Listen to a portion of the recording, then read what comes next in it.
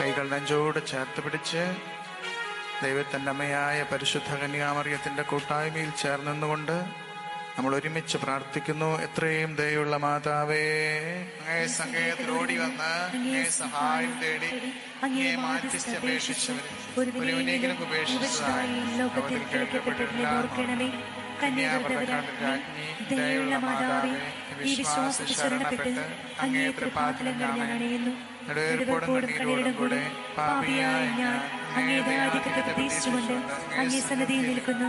അവതരിച്ച വചനത്തിന്റെ മാതാവേ, എന്റെ വേഷ രക്ഷിക്കാതെ ദയാപൂർവം കേട്ടുകൊള്ളണമേ. ആമേൻ. പരിശുദ്ധ പരമ ദിവ്യകാരുണ്യത്തിന് നേരവും ആരാധനയും സ്തുതിയും പുകഴ്ചയും ഉണ്ടായിരിക്കട്ടെ. സ്തുതിക്ക് യോഗ്യമായ പരിശുദ്ധ പരമ ദിവ്യകാരുണ്യത്തിന് നേരവും ആരാധനയും സ്തുതിയും പുകഴ്ചയും ഉണ്ടായിരിക്കട്ടെ. സ്തുതിക്ക് യോഗ്യമായ പരിശുദ്ധ പരമ ദിവ്യകാരുണ്യത്തിന് നേരവും ആരാധനയും സ്തുതിയും പുകഴ്ചയും ഉണ്ടായിരിക്കട്ടെ. പരസ്പരം സ്തുതി ചൊല്ലി നമുക്കിരിക്കാം.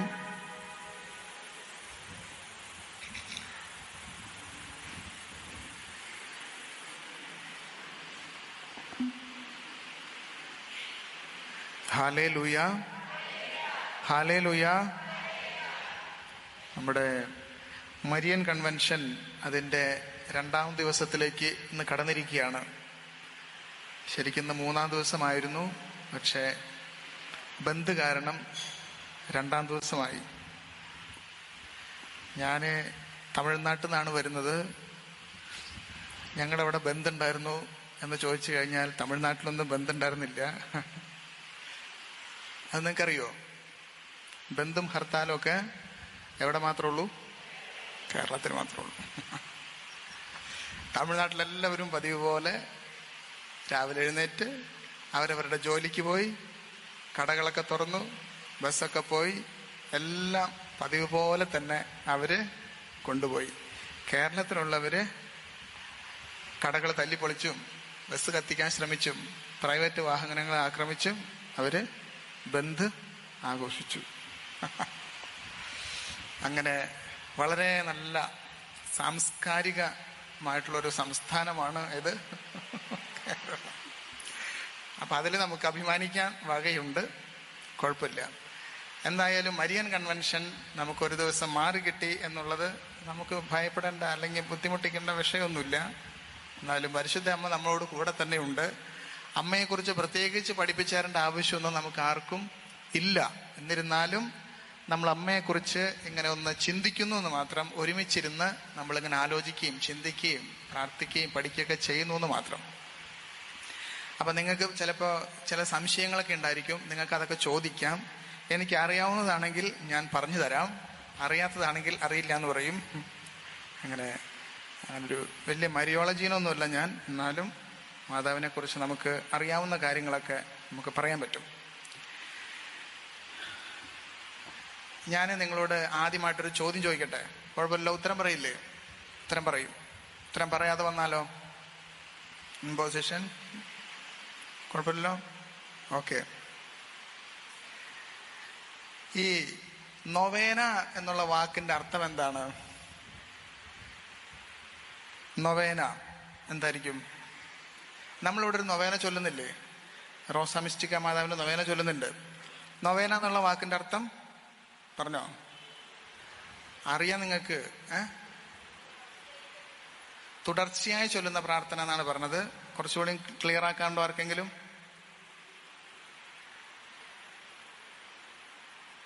ഇല്ല. അപ്പൊ പുതിയ അറിവാണെങ്കിൽ നിങ്ങൾ പുസ്തകം കൊണ്ടുവന്നിട്ടുണ്ടെങ്കിൽ എഴുതി വെച്ചോ. പുസ്തകം കൊണ്ടുവരാത്തവര് തങ്ങളുടെ ഹൃദയ ഫലകങ്ങളിൽ എഴുതി വെച്ചോളുക. നൊവേന എന്നുള്ള വാക്കിന്റെ അർത്ഥം 9 ദിവസം എന്നാണ് അർത്ഥം. എന്താണ് അർത്ഥം? 9 ദിവസം. ഈ വാക്ക് എവിടുന്ന, ഏത് ഭാഷ എന്നാ വരണമെന്നറിയോ? മലയാളത്തിലുണ്ടോ അങ്ങനെ വാക്ക്? മലയാളത്തിൽ അങ്ങനെ ഒരു വാക്കില്ല. ഇത് ലത്തീൻ ഭാഷയിൽ നിന്നാണ് വരുന്നത്. മലയാളത്തിൽ വാക്കുണ്ട്, അത് വേറെ രീതിയിലാണെന്ന് മാത്രം. നോവം എന്ന് പറഞ്ഞെങ്കിൽ 9 എന്നർത്ഥം. എന്താണ് അർത്ഥം? 9. നോവം. അതിന് മലയാള ഭാഷയാണ് നവം. കേട്ടിട്ടില്ലേ? നവതി എന്ന് പറഞ്ഞെങ്കിൽ എന്താ അർത്ഥം? 90ാമത്തെ വയസ്സ്. അങ്ങനെയാണ്. അഷ്ടം എന്ന് പറഞ്ഞാൽ 8, 80. അഷ്ടം. പിന്നെ സപ്തതി എന്ന് പറഞ്ഞാലോ 70, ഷഷ്ടി എന്ന് പറഞ്ഞാലോ 50. ഇതൊക്കെ അറിയണതല്ലേ. നവം എന്നുള്ള ഒരു ഇതുണ്ട്. പക്ഷെ നൊവേന എന്നുള്ളത് നോവം എന്ന ലത്തീൻ ഭാഷയിൽ 9 എന്നർത്ഥം. നൊവേന 9 ദിവസത്തെ പ്രാർത്ഥന. ഇത് 9 ദിവസത്തെ പ്രാർത്ഥന എന്നുള്ള ഈ ആധ്യാത്മികത, ഈ ഭക്തകൃത്യം, ഇത് എങ്ങനെയാണ് വന്നത് സഭയിൽ? എങ്ങനെ വന്നു? 9 ദിവസം പരിശുദ്ധ മറിയവും ശ്ലീഹന്മാരും 9 ദിവസം ഇരുന്ന് പ്രാർത്ഥിച്ചു. 10-ാം ദിവസം പരിശുദ്ധാത്മാവ് സഭയിൽ വന്നു. ഹല്ലേലൂയാ, ഹല്ലേലൂയാ, ഹല്ലേലൂയാ. 9 ദിവസം പരിശുദ്ധ മറിയത്തിന്റെ കൂട്ടായ്മയിലിരുന്ന് പ്രാർത്ഥിച്ച ശിഷ്യഗണം എന്ന് പറഞ്ഞാല് 12 അപ്പസ്തോലന്മാര്. 12 അപ്പസ്തോലന്മാര് എന്ന് പറഞ്ഞാൽ സഭയുടെ പ്രതീകമാണ്. അവര് 12 പേരില്ല, 11 പേരേ ഉള്ളൂ. എന്നിരുന്നാൽ അതിന് ശേഷമാണ് 12ാമത്തെ ഒരാളെയൊക്കെ തെരഞ്ഞെടുക്കുന്നത്. ഓക്കെ, കുഴപ്പമൊന്നുമില്ല. എന്നിരുന്നാലും ശിഷ്യന്മാരുടെ ഒപ്പം ഇരുന്ന് പരിശുദ്ധ മറിയവും പ്രാർത്ഥിച്ചു. അപ്പോൾ ഒരു ശിഷ്യന്റെ ഭാഗത്ത് ഇരുന്നത് ആരായിരിക്കും? മറിയം അല്ലേ? മറിയമാണ്, മാതാവാണ് ഒരു ശിഷ്യന്റെ സ്ഥാനത്തിരുന്നത്. യൂദാസ് സ്കറിയോത്ത എന്ന് പറയുന്ന ശ്ലീഹ ഇങ്ങനെ മരണപ്പെട്ടു പോയപ്പോൾ പിന്നെ മറിയം ആ സ്ഥാനത്തിരുന്നു. അങ്ങനെ സഭയുടെ പ്രതീകമായിട്ട് മറിയം മാറുകയാണ്. സഭ ആത്മാകമായിട്ട് അവരിരുന്ന് പ്രാർത്ഥിച്ചു. 9 ദിവസം ഒരുമിച്ചിരുന്ന് പ്രാർത്ഥിച്ചപ്പോൾ 10-ാം ദിവസം പരിശുദ്ധാത്മാവ് സഭയിൽ എഴുന്നള്ളി വന്നതിന്റെ ആഘോഷമാണ് പെന്തക്കുസ്ത. ഹല്ലേലൂയാ, ഹല്ലേലൂയാ. ഈ പെന്തക്കുസ്തയിൽ നിന്നാണ് ഈ പ്രാർത്ഥന. ഏത് പ്രാർത്ഥന? 9 ദിവസത്തെ പ്രാർത്ഥന. അതിന് മലയാളത്തിൽ പറയുന്ന വാക്ക് നവനാൾ. എന്താണ്? നവനാൾ. കേട്ടിട്ടില്ലേ നവനാള്? നവനാള്. 9 പ്രാവശ്യം 9 ദിവസം ഇരുന്ന് പ്രാർത്ഥിക്കുന്നതിനാണ് ഇത് പറയുന്നത്. ഇത് പെന്തക്കുസ്ത അനുഭവത്തിൽ നിന്നാണ് ഇത് വരുന്നത്. ഇത് എവിടുന്ന കാണുന്നത്? നമ്മള് അപ്പസ്തോല പ്രവർത്തനം 2-ാം അധ്യായത്തിന്റെ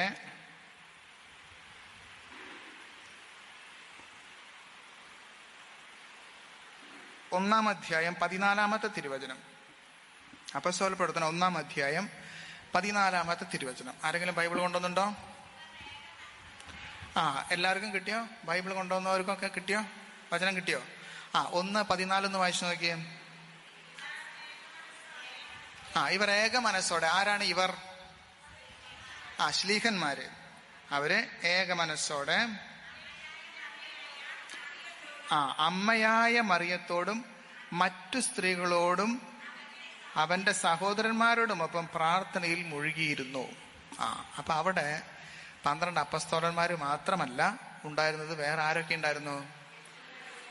ഈശോയുടെ അമ്മയായ മറിയവും ഈശോയുടെ സഹോദരന്മാരും പിന്നെ വേറെ സ്ത്രീകള്, ഇവരോട് കൂടെ ശുശ്രൂഷയൊക്കെ ചെയ്തിരുന്ന മറ്റു സ്ത്രീകളും എല്ലാവരും കൂടി മർക്കോസിന്റെ മാളികയായ സെഹിയോൻ മാളികയിലാണ് ഇവര് കൂടിയിരുന്ന് പ്രാർത്ഥിച്ചത്. മനസ്സിലായോ?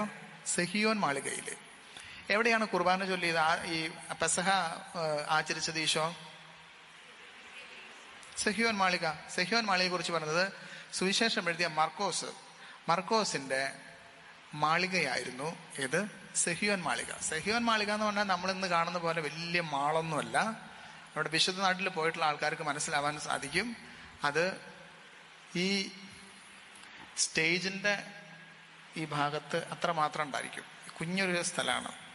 അവിടെയാണ് അവര് ഈ പെസഹ ആചരിച്ചത്. പെസഹയില് 4 കോഴ്സ് ആയിട്ടാണ് അവർ പെസഹ ആചരിക്കുന്നത്. അങ്ങനെ 4 കോഴ്സ്. അതിലെ 3-ാമത്തെ കോഴ്സിൽ വെച്ചിട്ടാണ് ഈശോ വിശുദ്ധ കുർബാന സ്ഥാപിച്ചത്. 4-ാമതൊരു കപ്പ് വീഞ്ഞ് അവിടെ എടുത്തു വെക്കും. അവിടെ എടുത്തു വെക്കും. അത് ഏലിയായുടെ കപ്പ് എന്നാണ് പറയുന്നത്. ഏലിയ എന്ന് പറഞ്ഞിട്ടുണ്ടെങ്കിൽ മിശിഹ വരുന്നതിനേക്കാൾ മുൻപ് ഏലിയ വരുമെന്നും ഏലിയ വന്ന് ജനങ്ങളെ ഒരുക്കുമെന്നും മലാക്കി പ്രവാചകന്റെ പുസ്തകത്തിൽ അവസാന അധ്യായത്തിൽ അവസാന വചനങ്ങളിൽ പറയുന്നുണ്ട്. അപ്പൊ ഈ ഏലിയ പ്രവാചകൻ വരുമ്പോൾ ഏലിയ പ്രവാചകന്റെ വേണ്ടിയുള്ള ആ ഒരു കാത്തിരിപ്പിന് അടയാളമായിട്ട് അവരൊരു കപ്പ് വീഞ്ഞെടുത്തിട്ട് മാറ്റിവെക്കും. അത് അവർ കുടിക്കില്ല, അവർ മാറ്റിവെക്കും. ഈശോയും അതുപോലെ മാറ്റിവെച്ചു. എന്നിട്ട് പറഞ്ഞതാണ്, സ്വർഗരാജ്യത്തിൽ ഇത് നവമായി പാനം ചെയ്യുന്നത് വരെ മുന്തിരിയുടെ ഫലത്തിൽ നിന്ന് ഞാൻ കുടിക്കുകയില്ല. ഈശോ ഇതെവിടെയാണ് പാനം ചെയ്തത്? ഈ വീഞ്ഞ്. അവൻ ആ വീഞ്ഞ് കുരിശിൽ കിടന്നുകൊണ്ടാണ് അവനത് പാനം ചെയ്തത്.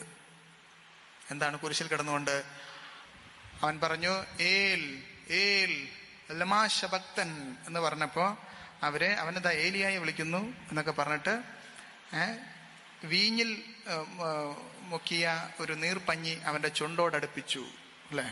അവിടെ വെച്ചിട്ടാണ് ഈശോ എന്ത് ചെയ്തത്? 4ാമത്തെ കപ്പ് എന്ന് പറയുന്നത് ഈ വീഞ്ഞ് കുടിച്ചത്. അവിടെ ഇരുന്നിട്ട് ഈശോ ഇങ്ങനെ അറമായ ഭാഷയിൽ പറഞ്ഞു, തെത്തലസ്തായി, എല്ലാം പൂർത്തിയായിരിക്കുന്നു.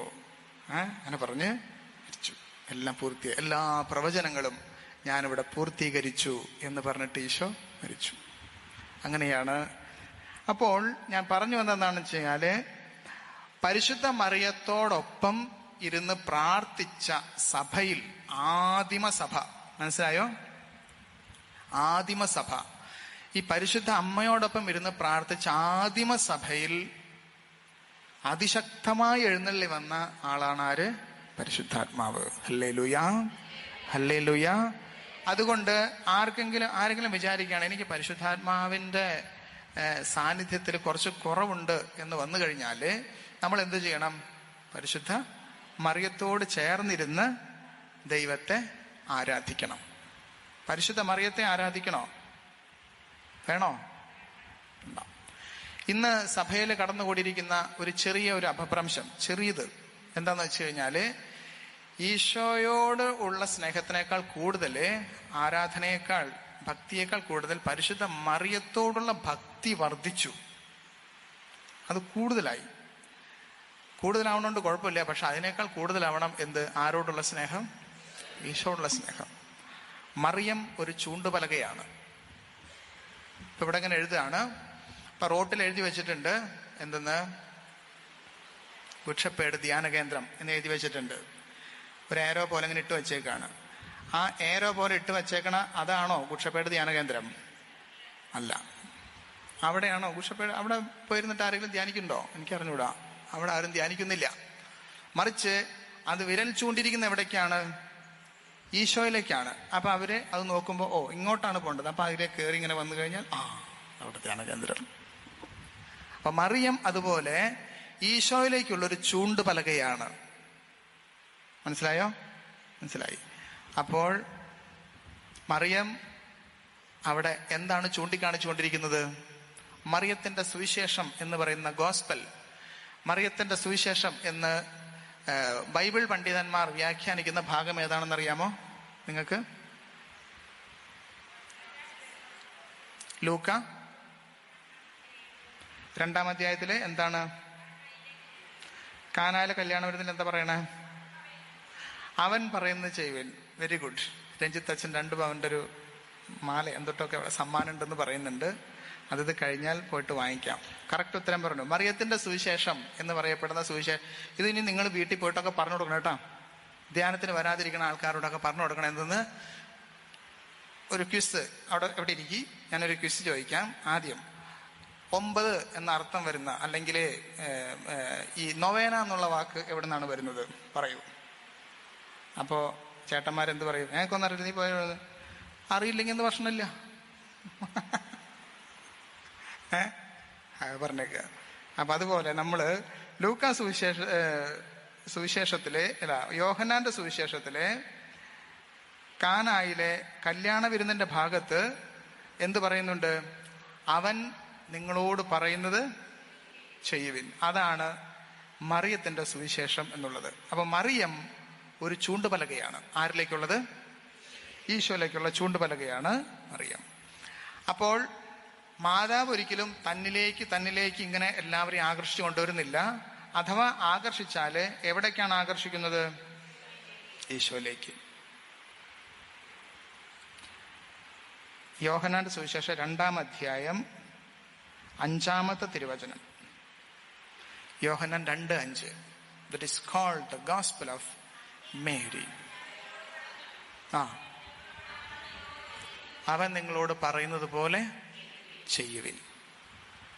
അവർ ആദ്യം വന്നത് മറിയത്തിന്റെ അടുത്തേക്കാണ്, അല്ലെങ്കിൽ മറിയം അവരുടെ അടുത്തേക്കാണ് ചെന്നത് അല്ലേ? മാതാവ് അവരുടെ അടുത്തേക്കാണ് ചെന്നത്. എന്നിട്ട് അവിടുത്തെ പ്രശ്നങ്ങൾ കണ്ടറിയുന്നതൊക്കെ ആരാണ്? മാതാവാണ്. അവിടെ ചെന്ന് നോക്കിയപ്പോൾ മാതാവിനൊരു കാര്യം മനസ്സിലായി, ഇവിടെ വീഞ്ഞില്ല, പ്രശ്നമാണെന്ന് മനസ്സിലായപ്പോൾ സംഗതി മാതാവ് ഇടപെട്ടിട്ട് അവരെ ഈശോയിലേക്കാണ് നയിച്ചത്. ഇന്നത്തെ നമ്മുടെ മരിയ ഭക്തി മാതാവിൽ ഒതുങ്ങി നിൽക്കേണ്ടതല്ല, മറിയത്തിൽ നിന്ന് അതെവിടേക്ക് കയറിപ്പോണം? ഈശോയിലേക്ക് കയറിപ്പോണം. ഈശോയിലേക്ക് കയറിപ്പോകാത്ത മരിയ ഭക്തികളെല്ലാം, മാതാവിൽ തന്നെ അവസാനം കണ്ടെത്തുന്ന എല്ലാ മരിയ ഭക്തികളും അതിൽ തന്നെ അപൂർണങ്ങളാണ്. മനസ്സിലാവുന്നുണ്ട്. അപ്പൊ അതുകൊണ്ട് പരിശുദ്ധ മറിയത്തെ നമുക്ക് എല്ലാവർക്കും നല്ല സ്നേഹമാണ്. നമുക്ക് വാക്കിലൊന്നും പറയാൻ പറ്റാത്തൊരു വികാരമാണ്. നമ്മുടെ അമ്മ എന്നതുപോലെ തന്നെയാണ് പരിശുദ്ധ മറിയവും. പക്ഷേ അതിനേക്കാൾ വലിയ വികാരമുണ്ട് നമുക്ക്. ആരാണ്? ഈശോ ആണ്. Hallelujah, hallelujah, hallelujah. അപ്പോൾ നമ്മൾ ഇന്ന് ഒരു വചനം കണ്ടു. ഇവർ ഏക മനസ്സോടെ യേശുവിന്റെ അമ്മയായ മറിയത്തോടും മറ്റ് സ്ത്രീകളോടുമൊപ്പം അവന്റെ സഹോദരന്മാരോടുമൊപ്പം പ്രാർത്ഥനയിൽ മുഴുകിയിരുന്നു. അപ്പോൾ പരിശുദ്ധ മറിയത്തോടൊപ്പം പ്രാർത്ഥനയിൽ മുഴുകുന്ന ദിവസങ്ങളാണ് ഈ നൊവേന ദിവസങ്ങൾ അല്ലെ? ഈ 3 മരിയൻ കൺവെൻഷൻ ദിവസങ്ങൾ. പരിശുദ്ധ മറിയത്തോടൊപ്പം പ്രാർത്ഥനയിൽ മുഴുകുന്ന വ്യക്തികളുടെ പ്രത്യേകതകൾ എന്തൊക്കെ ഈ വചനത്തിൽ നിന്ന് മനസ്സിലാക്കാം. പരിശുദ്ധ മറിയത്തിന്റെ കൂട്ടായ്മയിൽ നിന്ന് പ്രാർത്ഥിക്കുന്ന വ്യക്തികളുടെ പ്രത്യേകതകൾ എന്തൊക്കെയാണ്? എന്താണ്? ഏക മനസ്സ്, ഒറ്റ മനസ്സ്. ഫിലിപ്പി ലേഖനം നമുക്ക് എടുക്കാം. ഫിലിപ്പി ലേഖനം 2-ാം അധ്യായത്തിന്റെ 1-ാമത്തെ വചനം തൊട്ടുകൊണ്ട് വായിക്കാം നമുക്ക്. ഏക മനസ്സിനെ പറഞ്ഞിട്ടുള്ള ഒരു ഭാഗമാണ് ഫിലിപ്പി ലേഖനം 2-ാം അധ്യായത്തിന്റെ. എന്താണ് എഴുതിയിരിക്കുന്നത്? ആകയാൽ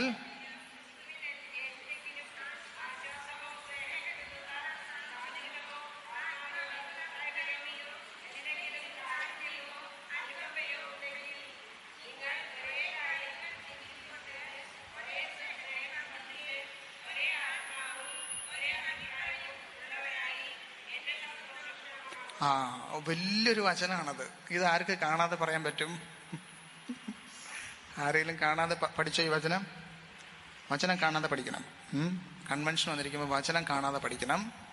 എന്താന്ന് വെച്ച് കഴിഞ്ഞാല്, ആകയാൽ ക്രിസ്തുവിൽ എന്തെങ്കിലും ആശ്വാസമോ, അതായത് നിങ്ങൾക്ക് ഈശോയിൽ എന്തെങ്കിലും ആശ്വാസമുണ്ട് എന്ന അഭിപ്രായക്കാരാണെങ്കിൽ, if you have any comfort in Jesus Christ, ഈശോ എന്ന് പറയുമ്പോൾ ഒരു ആശ്വാസമുള്ള മനുഷ്യരാണ് എങ്കിൽ ക്രിസ്തുവിൽ എന്തെങ്കിലും ആശ്വാസമോ, സ്നേഹത്തിൽ നിന്നുള്ള സാന്ത്വനമോ,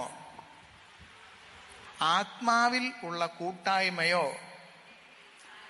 എന്തെങ്കിലും കാരുണ്യമോ അനുകമ്പയോ ഉണ്ടെങ്കിൽ, അതായത് കണ്ടീഷനാണ്. അപ്പോൾ ഇതിനകത്തുനിന്ന് വേറെ ഒരു കാര്യം കൂടെ നമുക്ക് മനസ്സിലാക്കാൻ പറ്റും. ഒരേ കാര്യങ്ങൾ ചിന്തിച്ച്, ഒരേ കാര്യങ്ങൾ പ്രവർത്തിച്ച് ദൈവത്തിന്റെ ഹിതം അനുവർത്തിക്കുന്നവരാകാൻ, ദൈവത്തിൽ സന്തോഷം പൂർണ്ണമാക്കാൻ നമ്മൾ എന്തൊക്കെയാണ് ചെയ്യേണ്ടത് എന്നുള്ളത് ഈ വചനത്തിൽ നിന്ന് നമുക്ക് മനസ്സിലാകും. എന്തൊക്കെ കാര്യങ്ങൾ പറഞ്ഞേക്കണേ? 4-5 കാര്യങ്ങളാണ് പറഞ്ഞേക്കണേ. എന്താണ്? ക്രിസ്തുവിൽ എന്തെങ്കിലും ആശ്വാസം ഉണ്ടാകണം, ഉള്ള മനുഷ്യരാകണം. ചിലർക്ക് ഈശോയിലുള്ള ആശ്വാസം എന്താന്ന് വെച്ച് കഴിഞ്ഞാൽ, ഈശോയോട് പ്രാർത്ഥിച്ചു കഴിഞ്ഞാൽ എന്തെങ്കിലും കിട്ടിക്കഴിഞ്ഞാൽ, എന്തെങ്കിലും അനുഗ്രഹങ്ങൾ കിട്ടിക്കഴിഞ്ഞാൽ ആശ്വാസമുണ്ട്. എന്തെങ്കിലും പ്രാർത്ഥിച്ചൊരു സാധനം കിട്ടിയില്ലെങ്കിൽ നമുക്ക് ആശ്വാസം ഇല്ല. നമുക്ക് എന്താണ് പിന്നെ തോന്നിക്കൊണ്ടിരിക്കുന്നുണ്ടാവുക? ദേഷ്യം വരിക.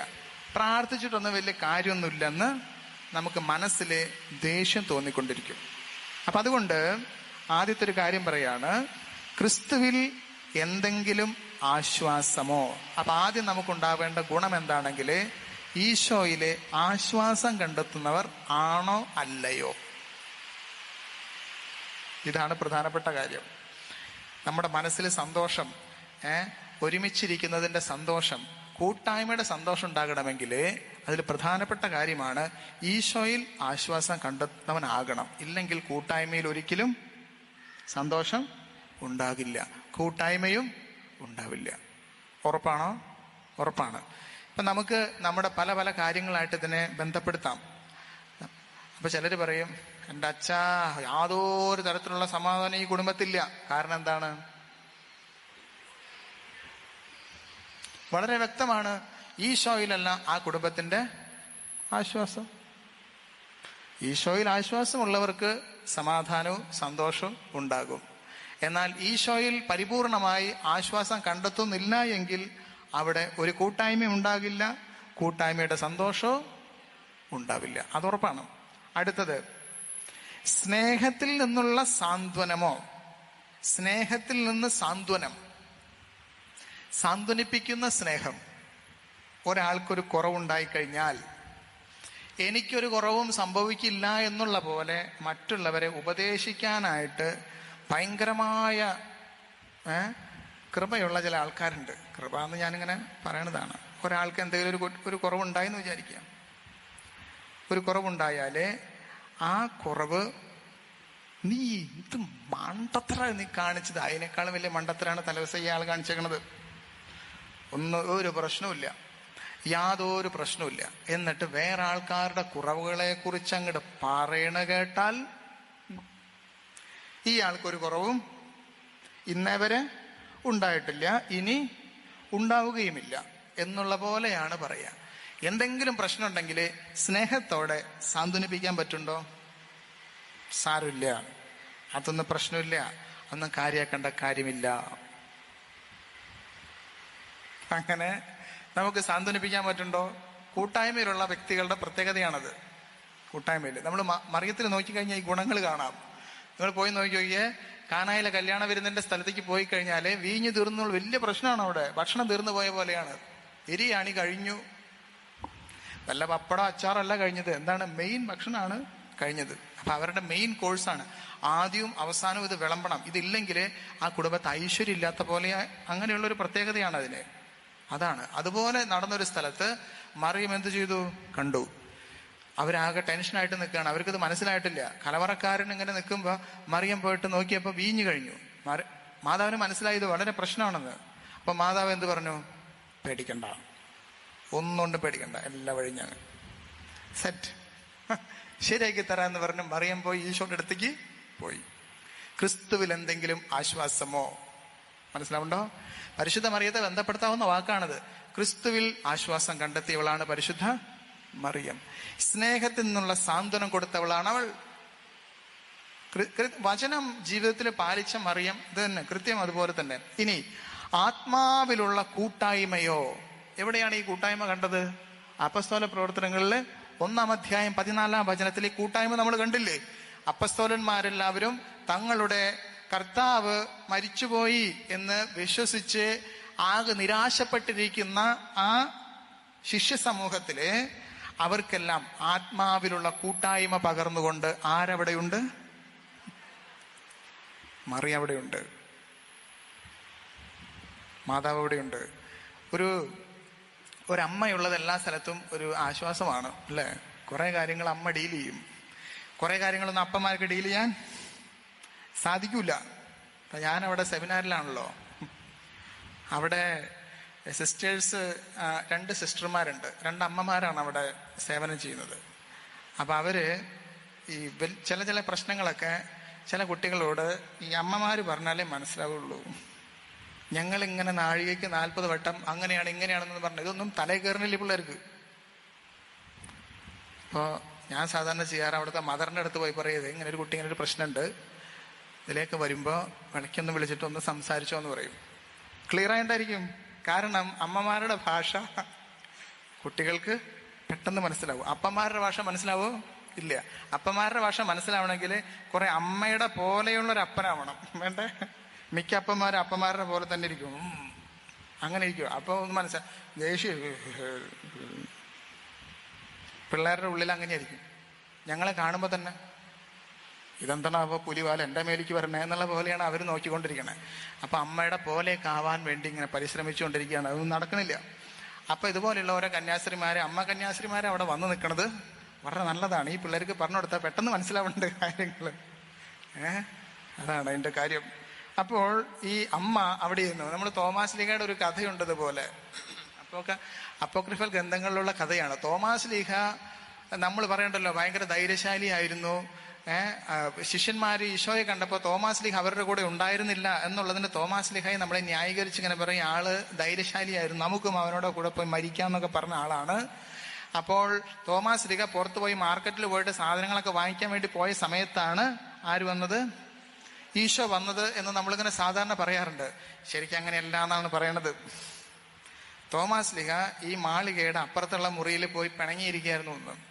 തോമാസ് ലീഹയ്ക്ക് ഇത്തിരി വാശിയുള്ള കൂട്ടത്തിലാണ്, അറിയാലോ. അപ്പൊ തോമാസ് ലീഹയുടെ പാരമ്പര്യം പേറുന്ന, കൂടുതൽ പാരമ്പര്യം കിട്ടിയിട്ടുള്ളത് പോലെ കുറച്ച് ആൾക്കാർക്കും കുറച്ച് വാശിയുണ്ട്. അങ്ങനെ ഇങ്ങനെയൊന്നും പറഞ്ഞാലൊന്നും എൻ്റെ അടുത്തൊരു കളിയും നടക്കൂല. അങ്ങനെ പറയുന്ന ആൾക്കാർ ഇഷ്ടം പോലെയുണ്ട്. ഞാൻ തോമാസ് ലീഗയുടെ മോനാണ്, തോമാസ് ലീഗയുടെ മോളാണ്. അതുകൊണ്ട് ഒരു കളി ഇവിടെ നടക്കില്ല. ഇത് പോയി അപ്പുറത്ത് പോയി ഇരുന്നു. ആ സമയത്ത് ഉത്ഥിതനായ ഈശോ അവരുടെ അടുത്തേക്ക് വന്ന സമയത്ത് തോമാസ് അവരുടെ കൂടെ ഉണ്ടായിരുന്നില്ല എന്നാണ് സുവിശേഷത്തിൽ എഴുതിയിരിക്കുന്നത്. അവരുടെ കൂടെ ഉണ്ടായിരുന്നില്ല. അത് ഗ്രീക്ക് ഭാഷയിൽ കൃത്യമായിട്ടും, അതിനകത്ത് ഗ്രീക്ക് ഭാഷയിലാണ് വളരെ കൃത്യം. അതായത് ഈശോ അവരുടെ മധ്യത്തിൽ വന്നപ്പോൾ തോമസ് അവരുടെ കൂട്ടായ്മയിൽ ഉണ്ടായിരുന്നില്ല എന്നാണ് ഇതില് ഗ്രീക്ക് ഭാഷയില് കൃത്യമായിട്ട് ഒറിജിനൽ ലാംഗ്വേജിൽ എഴുതിയിരിക്കണം. മലയാളത്തിൽ ട്രാൻസ്ലേറ്റ് ചെയ്തപ്പോൾ തോമസ് അവരുടെ കൂടെ ഉണ്ടായിരുന്നില്ല എന്നായി. തോമസ് ലീഗ വെള്ള പൂശാനാണോ അതോ ഭാഷ കൃത്യമായിട്ട് ട്രാൻസ്ലേറ്റ് ചെയ്യാൻ പറ്റാത്തത് കൊണ്ടാണോ എന്ന് അറിയില്ല. തോമസ് ലീഗ അവരുടെ കൂടെ കൂട്ടായ്മയിൽ ഉണ്ടായിരുന്നില്ല. കൂട്ടായ്മയിൽ ഇരിക്കുന്നവർക്കാണ് ദൈവദർശനം. ഏക മനസ്സോടെ കൂട്ടായ്മയിൽ ഇരിക്കുന്നവർക്കാണ് ദൈവദർശനം ഉണ്ടാവുക. തോമാസ് വേറെ. തോമാസ് ലീഗ ഇത്ര വലിയ ധൈര്യശാലിയാണ്. ഞാൻ കുരിശിന്റെ ചോട്ടിൽ കണ്ടില്ലല്ലോ ഈ കക്ഷീന്. കാണണ്ട. അവിടെ ആകെ കണ്ടത് ആരെയാണ്? യോഹന്നാനും പരിശുദ്ധ മറിയവും പിന്നെ മഗ്ദലന മറിയവും മറ്റേ മറിയവും ക്ലയോപ്പാസിന്റെ ഭാര്യ മറിയവും, അങ്ങനെ കുറച്ച് മറിയന്മാരൊക്കെ നിന്നിരുന്നു ഇവിടെ. വേറെ ആരെയും കണ്ടില്ല. തോമാസ് ലീഗയെ കാണാല്ലേ അവിടെ. വലിയ ഡയലോഗ് അയച്ച ആളാ. ഇപ്പൊ ആള് പിണങ്ങിട്ടിരിക്കുകയാണ്. അപ്പോൾ അവിടെ മാതാവാണ് ചെന്ന് എന്ത് ചെയ്തത്? തോമാസ് ലീഗയെ നീ എവിടെ നോക്കിട്ടെന്ന്, തോമസ് ഞാൻ വരില്ല, നീ വന്ന് ഭക്ഷണം കഴിക്കും. അങ്ങനെ ഈ നിലയ്ക്കുള്ള ഒരു കാരണവര് അതിനെ അവിടുന്ന് ചുരുട്ടിക്കൂട്ടി. ഈശോയുടെ ദർശനം കഴിഞ്ഞപ്പോൾ ഈശോ അപ്രത്യക്ഷനായി. ബാക്കിയുള്ളവരൊക്കെ കൂടി എന്ത് പറഞ്ഞു? തോമാസ് എന്തായാലും ഇങ്ങനെ തന്നെയല്ലേ. അപ്പൊ തോമാസ് ലീഗയോട് കുറച്ചൊന്ന് ചെറുതായിട്ടൊന്ന് ചൊറിഞ്ഞു. ഞങ്ങളുടെ അടുത്തേക്ക് ഈശോ വന്നു. തോമാസ് ലീഗ് പിന്നെ ഞങ്ങൾ അവന്റെ ആണിപ്പാടുകൾ കണ്ടു, ഹൃദയം കണ്ടു, സംസാരിച്ചു, ഇവനൊക്കെ ഉമ്മ കൊടുത്തു, ഇവർക്ക് കെട്ടിപ്പിടിച്ചു. തോമാസ് ലീഗ് ഇങ്ങോട്ട് കാലിന്റെ പെരുവിരൽ തൊട്ട് ഇങ്ങോട്ട് ഇരച്ച് കേറി. ഒരൊറ്റ കലക്കാണ് എന്തെന്ന്, അവന്റെ കൈകൾ ഞാൻ കാണുകയും എന്റെ കൈ നീട്ടി അവന്റെ പാർശ്വത്തിൽ വയ്ക്കുകയും ചെയ്തല്ലാതെ ഞാൻ വിശ്വസിക്കില്ല. ദേഷ്യം കൊണ്ടല്ല, അവിശ്വാസത്തെക്കാൾ ഉപരി ഭയങ്കര പിണക്കാണ് ആൾക്ക്. തൊട്ട പൊട്ടണ ടൈപ്പാണ്. അങ്ങനെ ഇരുന്നു ആള്. അങ്ങനെ വാശി പിടിച്ച് എത്ര ദിവസമായിരുന്നു? 8 ദിവസങ്ങൾ കഴിഞ്ഞപ്പോൾ എന്നാണ് പറഞ്ഞേക്കണത്. അപ്പൊ അവിടുന്ന് തുടങ്ങി 8 ദിവസം കഴിഞ്ഞു. 9-ാം ദിവസം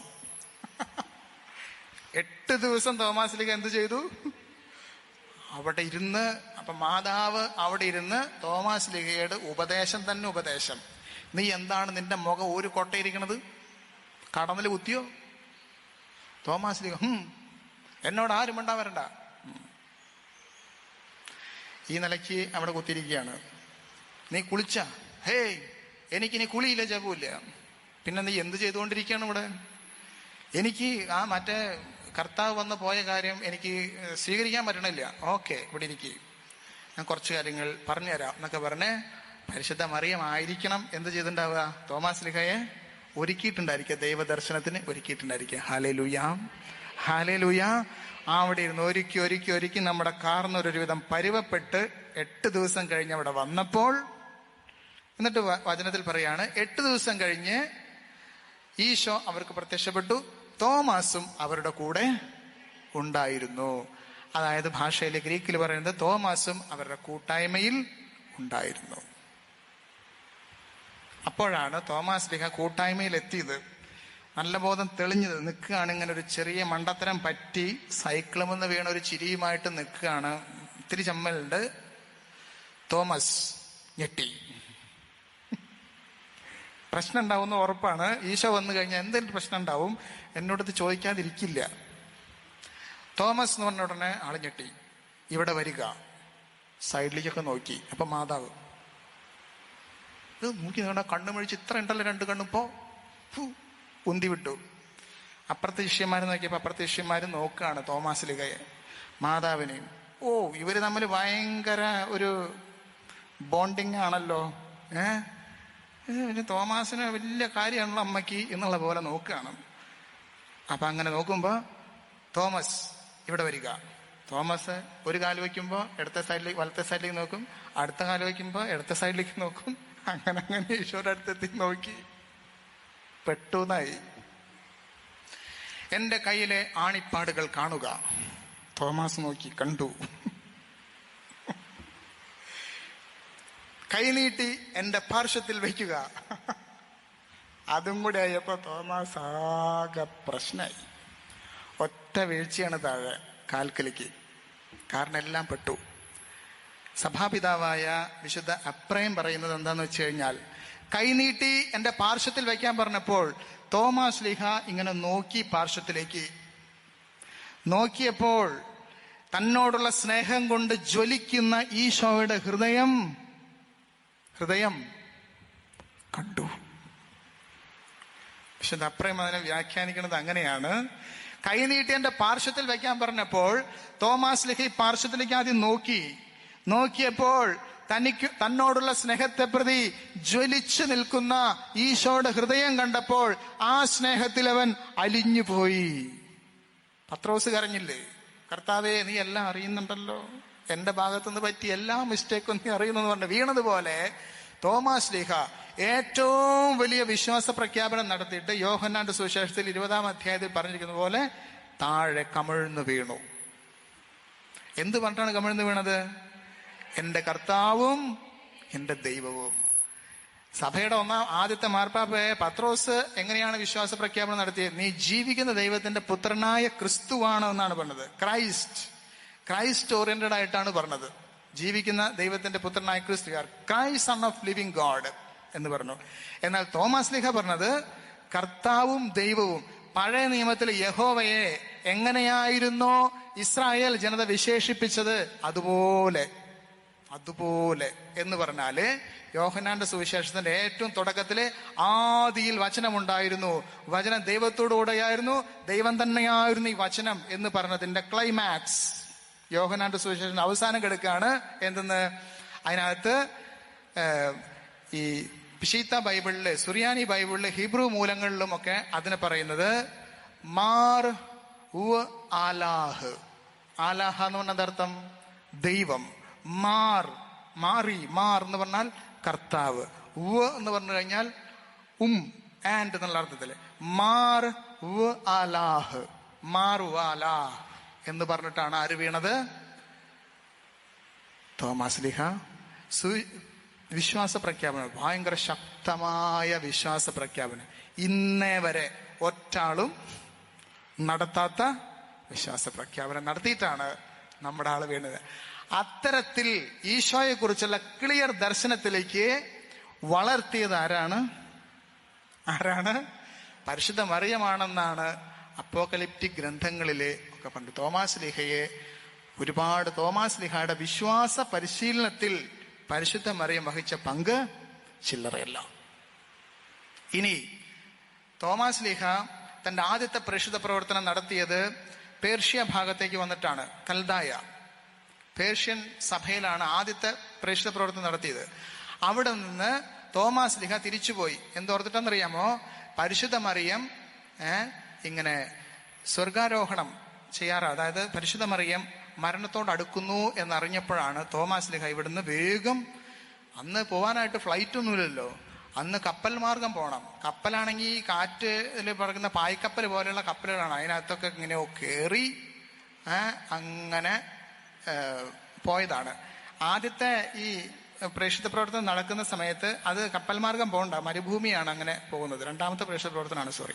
അപ്പൊ ആദ്യത്തെ ഭാഗം തോമസ് ലീഹ കാൽനടയായിട്ട് തന്നെ സഞ്ചരിച്ചാണ് എവിടേക്ക് എത്തിയത്? ജെറുസലേമിലേക്ക് എത്തിയത്. അപ്പോ മറിയം യോഹന്നാന്റെ ഭവനത്തിലായിരുന്നു താമസിച്ചിരുന്നത്. എഫെസൂസിൽ പോയിട്ട് യോഹന്നാന്റെ ഭവനത്തിൽ താമസിച്ചിരുന്നു. അത് കഴിഞ്ഞ് ജെറുസലേമിലേക്ക് വന്ന സമയത്തായിരുന്നു മാതാവിന്റെ ഈ ഒരു മരണത്തോടടുക്കുന്ന ഭാഗം വരുന്നത്. തോമാസ് ലീഹയെ ഇതെങ്ങനെയോ ദൂതനെ വിട്ട് അറിയിച്ചു. അങ്ങനെ തോമാസ് ലീഹ അവിടെ എത്തിയപ്പോഴേക്കും പരിശുദ്ധ മറിയം സ്വർഗാരോഹണം നടത്തിക്കഴിഞ്ഞിരുന്നു എന്നാണ് പറയുന്നത്. തോമാസ് ലീഹ അവിടെ നിന്നുകൊണ്ട് വാ വിട്ട് കരഞ്ഞ് നിലവിളിച്ചു. എൻ്റെ അമ്മയെ എന്ന് പറഞ്ഞുകൊണ്ട് തോമാസ് ലീഹ അവിടെ നിന്ന് കാറി വിളിച്ചെന്നാണ് പറയുന്നത്. കരഞ്ഞ് കരഞ്ഞ് കരഞ്ഞ് തോമാസ് ലീഹ അമ്മയെ കാണാതെ ഞാൻ ഇവിടുന്ന് പോവില്ല എന്ന് പറഞ്ഞിട്ട് അവിടെ നിന്ന് വാശി പിടിച്ചു. വാശി പിടിച്ചപ്പോൾ യാക്കോബായക്കാരുടെ ഇപ്പോഴും ഉണ്ട് അത്, മണർക്കാട്, കോട്ടയം മണർക്കാട് പള്ളിയിൽ സൂനോറോ പെരുന്നാളുണ്ട്. തോമാസ് ലീഹയ്ക്ക് പരിശുദ്ധ മറിയം കൊടുത്തു അത്രേ. അപ്രമാണിക ഗ്രന്ഥങ്ങളാണ് എഴുതിയിരിക്കുന്നത്. തൻ്റെ ഇടക്കച്ച, അതായത് നീല നിറത്തിലുള്ള മേലങ്കി തോമാസ് ലീഹയ്ക്ക് സ്വർഗത്തിൽ നിന്ന് മറിയം ഇട്ടുകൊടുത്തതായിട്ട് ഒരു ഐതിഹ്യം. ശരിക്കും നടന്നതാണോ എന്ന് നമുക്ക് പറ്റില്ല. പക്ഷെ അതിനകത്തുനിന്ന് നമുക്ക് മനസ്സിലാക്കുന്ന തോമാസ് ലീഹയ്ക്ക് മറിയത്തോടുള്ള സ്നേഹം എന്ന് പറഞ്ഞാൽ വലിയ സ്നേഹമാണ്. അപ്പോൾ തന്നെ കാണണം എന്ന് പറഞ്ഞുകൊണ്ട് വാശി പിടിച്ചുകൊണ്ട് കരഞ്ഞ തോമാസ് ലീഹയ്ക്ക് സ്വർഗത്തിൽ നിന്ന് അമ്മ ഈ സൂനോറോ ഇട്ടുകൊടുത്തു. അത് തോമാസ് ലീഹ ചാടിപ്പിടിച്ച് ഒരൊറ്റ ആൾക്ക് തൊടാൻ പോലും കൊടുത്തിട്ടില്ലെന്നാണ് പറയുന്നത്. അത്രയും ഭദ്രമായിട്ട് താൻ സൂക്ഷിച്ചു വെച്ചതിന്റെ ഒരംശം ഇവിടെ മണർക്കാട് പള്ളിയിൽ കിട്ടിയിട്ടുണ്ടെന്നാണ്. യാക്കോബായക്കാരും നമ്മളൊക്കെ ഒരേ പൈതൃകം പേറുന്നവരാണല്ലോ. തോമാസ് ലീഹയുടെ പൈതൃകം പേറിയിരുന്നവരാണ്. പിന്നെയാണ് വിഭജിച്ചു പോയത് കൂനന്റെ കുരിശസത്യത്തിൽ. പക്ഷെ അവർക്ക് ഇപ്പോഴും ആ തോമാസ് ലീഹയുടെ പാരമ്പര്യം അവർ സൂക്ഷിക്കുന്നുണ്ട്. അപ്പൊ അവർ ഈ സൂനാർ അവിടെ കൊണ്ടുവന്ന് അവർ സൂക്ഷിച്ചു വെച്ചിരിക്കുന്നു. മുഴുവനല്ല, ഒരു ഭാഗം മാത്രം. അതിന്റെ പെരുന്നാള് അവരവിടെ ഗംഗേമമായിട്ട് ആഘോഷിക്കുന്നു. അപ്പൊ പരിശുദ്ധ മറിയം തന്റെ വിശുദ്ധിയുടെ ഇടക്കച്ച ഇട്ടുകൊടുത്ത ഒരേ ഒരു സ്ലീഹയാണ് ആര്? തോമാസ് ലീഹ. Hallelujah, hallelujah. പ്രിയപ്പെട്ട സഹോദരങ്ങളെ, തോമാസ് ലീഹയ്ക്ക് നമ്മുടെ വിശ്വാസത്തിന്റെ പിതാവായ മാർത്തോമാക്ക് പരിശുദ്ധ മറിയത്തോടുള്ള ഭക്തിയും സ്നേഹവും എങ്ങനെയാണ് പിരിക്കാൻ പറ്റില്ല. അമ്മയുടെ ഗർഭപാത്രത്തിലിരിക്കുന്ന കുഞ്ഞിനെ പോലെ അമ്മയുടെ ഭക്ഷണവും അമ്മയുടെ രക്തവും അമ്മയുടെ ശ്വാസവും അതുപോലെ പോഷകങ്ങളും എല്ലാം തൻ്റെയും കൂടെയാണെന്ന് അവകാശപ്പെട്ടിരിക്കുന്നത് പോലെ പരിശുദ്ധ മറിയത്തിനോട് ചേർന്നിരിക്കുന്ന ഒരാളായിരുന്നു ആര്? തോമാസ് ലീഹ. അതുകൊണ്ടാണ് തോമാസ് ലീഹയ്ക്ക് ഇത്രയും ശക്തമായ ഈശോ ദർശനം ഉണ്ടായത്. അതുകൊണ്ട് ഞാൻ പറയുന്നത് എങ്ങനെയാണ്, പരിശുദ്ധ മറിയത്തോട് ആരൊക്കെ ചേർന്നിരിക്കുന്നുവോ അവരെ ഈശോയിലേക്ക് അടുപ്പിക്കുന്നതിൽ മറിയം വളരെ കഴിവുള്ളവളാണ്. അതുകൊണ്ട് നിങ്ങൾക്ക് ഈശോയെ കുറിച്ച് അറിയണമെന്നുണ്ടോ? പരിശുദ്ധമ്മയുടെ അടുത്ത് ചെന്നാൽ മതി. ഈശോയെ കുറിച്ച് അറിയണം. അമ്മയുടെ അടുത്ത് മാത്രം നിന്നേക്കരുത്, ഈശോയുടെ അടുത്തേക്ക് പോകണം. അതാണ് അമ്മയും ആഗ്രഹിക്കുന്നത്. അവൻ പറയുന്ന പോലെ നിങ്ങൾ ചെയ്യുവിൻ, അവൻ്റെ അടുത്തേക്ക് ചെല്ലുവിൻ എന്നാണ് പരിശുദ്ധ മറിയത്തിന് സുവിശേഷം. അപ്പൊ ഫിലിപ്പി ലേഖനത്തിൽ നമ്മൾ വായിച്ചു കേട്ടതുപോലെ ക്രിസ്തുവിൽ എന്തെങ്കിലും ആശ്വാസമോ സ്നേഹത്തിൽ നിന്നുള്ള സാന്ത്വനമോ ആത്മാവിലുള്ള കൂട്ടായ്മയോ, അതാണ് പറയുന്നത് ആത്മാവിലുള്ള കൂട്ടായ്മ. പരിശുദ്ധ മറിയത്തിന്റെ ഒരു പ്രത്യേകതയാണ് ആത്മാവിലുള്ള കൂട്ടായ്മ. അതുകൊണ്ട് ഒരുമയോടെ നിൽക്കുന്ന വ്യക്തികളുടെ ഒരു പ്രത്യേകതയാണ് ആത്മാവിൽ അവർ ഒന്നായിട്ടിരിക്കും, ഒരേ ആത്മാവോടുകൂടി. ഏതാണ് ഈ ഒരേ ആത്മാവ്? ആത്മാവിൽ ഒന്നിപ്പിക്കുന്ന ആത്മാവ് ആരാണ്? പരിശുദ്ധാത്മാവ്. പരിശുദ്ധാത്മാവിലുള്ള കൂട്ടായ്മ എന്നാണ് പറയുന്നത് അത്. അങ്ങനെ ഇനി എന്തെങ്കിലും കാരുണ്യമോ അനുകമ്പയോ ഉണ്ടെങ്കിൽ, കാരുണ്യം, അനുകമ്പ, ഇതിന്റെ അർത്ഥം എന്താണ്? കാരുണ്യം അല്ലെങ്കിൽ കരുണ എന്ന് പറഞ്ഞാൽ എന്താ അർത്ഥം? അർഹിക്കാത്ത സ്നേഹം കൊടുക്കുന്നതിനാണ് എന്ത് പറയുന്നത്? കരുണ. അതായത് നിങ്ങൾ എന്നെ സ്നേഹിക്കുന്നു, ഞാൻ നിങ്ങളെയും സ്നേഹിക്കുന്നു. ഇതിനെ പറയുന്ന പേരെന്താണ്? സ്നേഹം, അല്ലേ?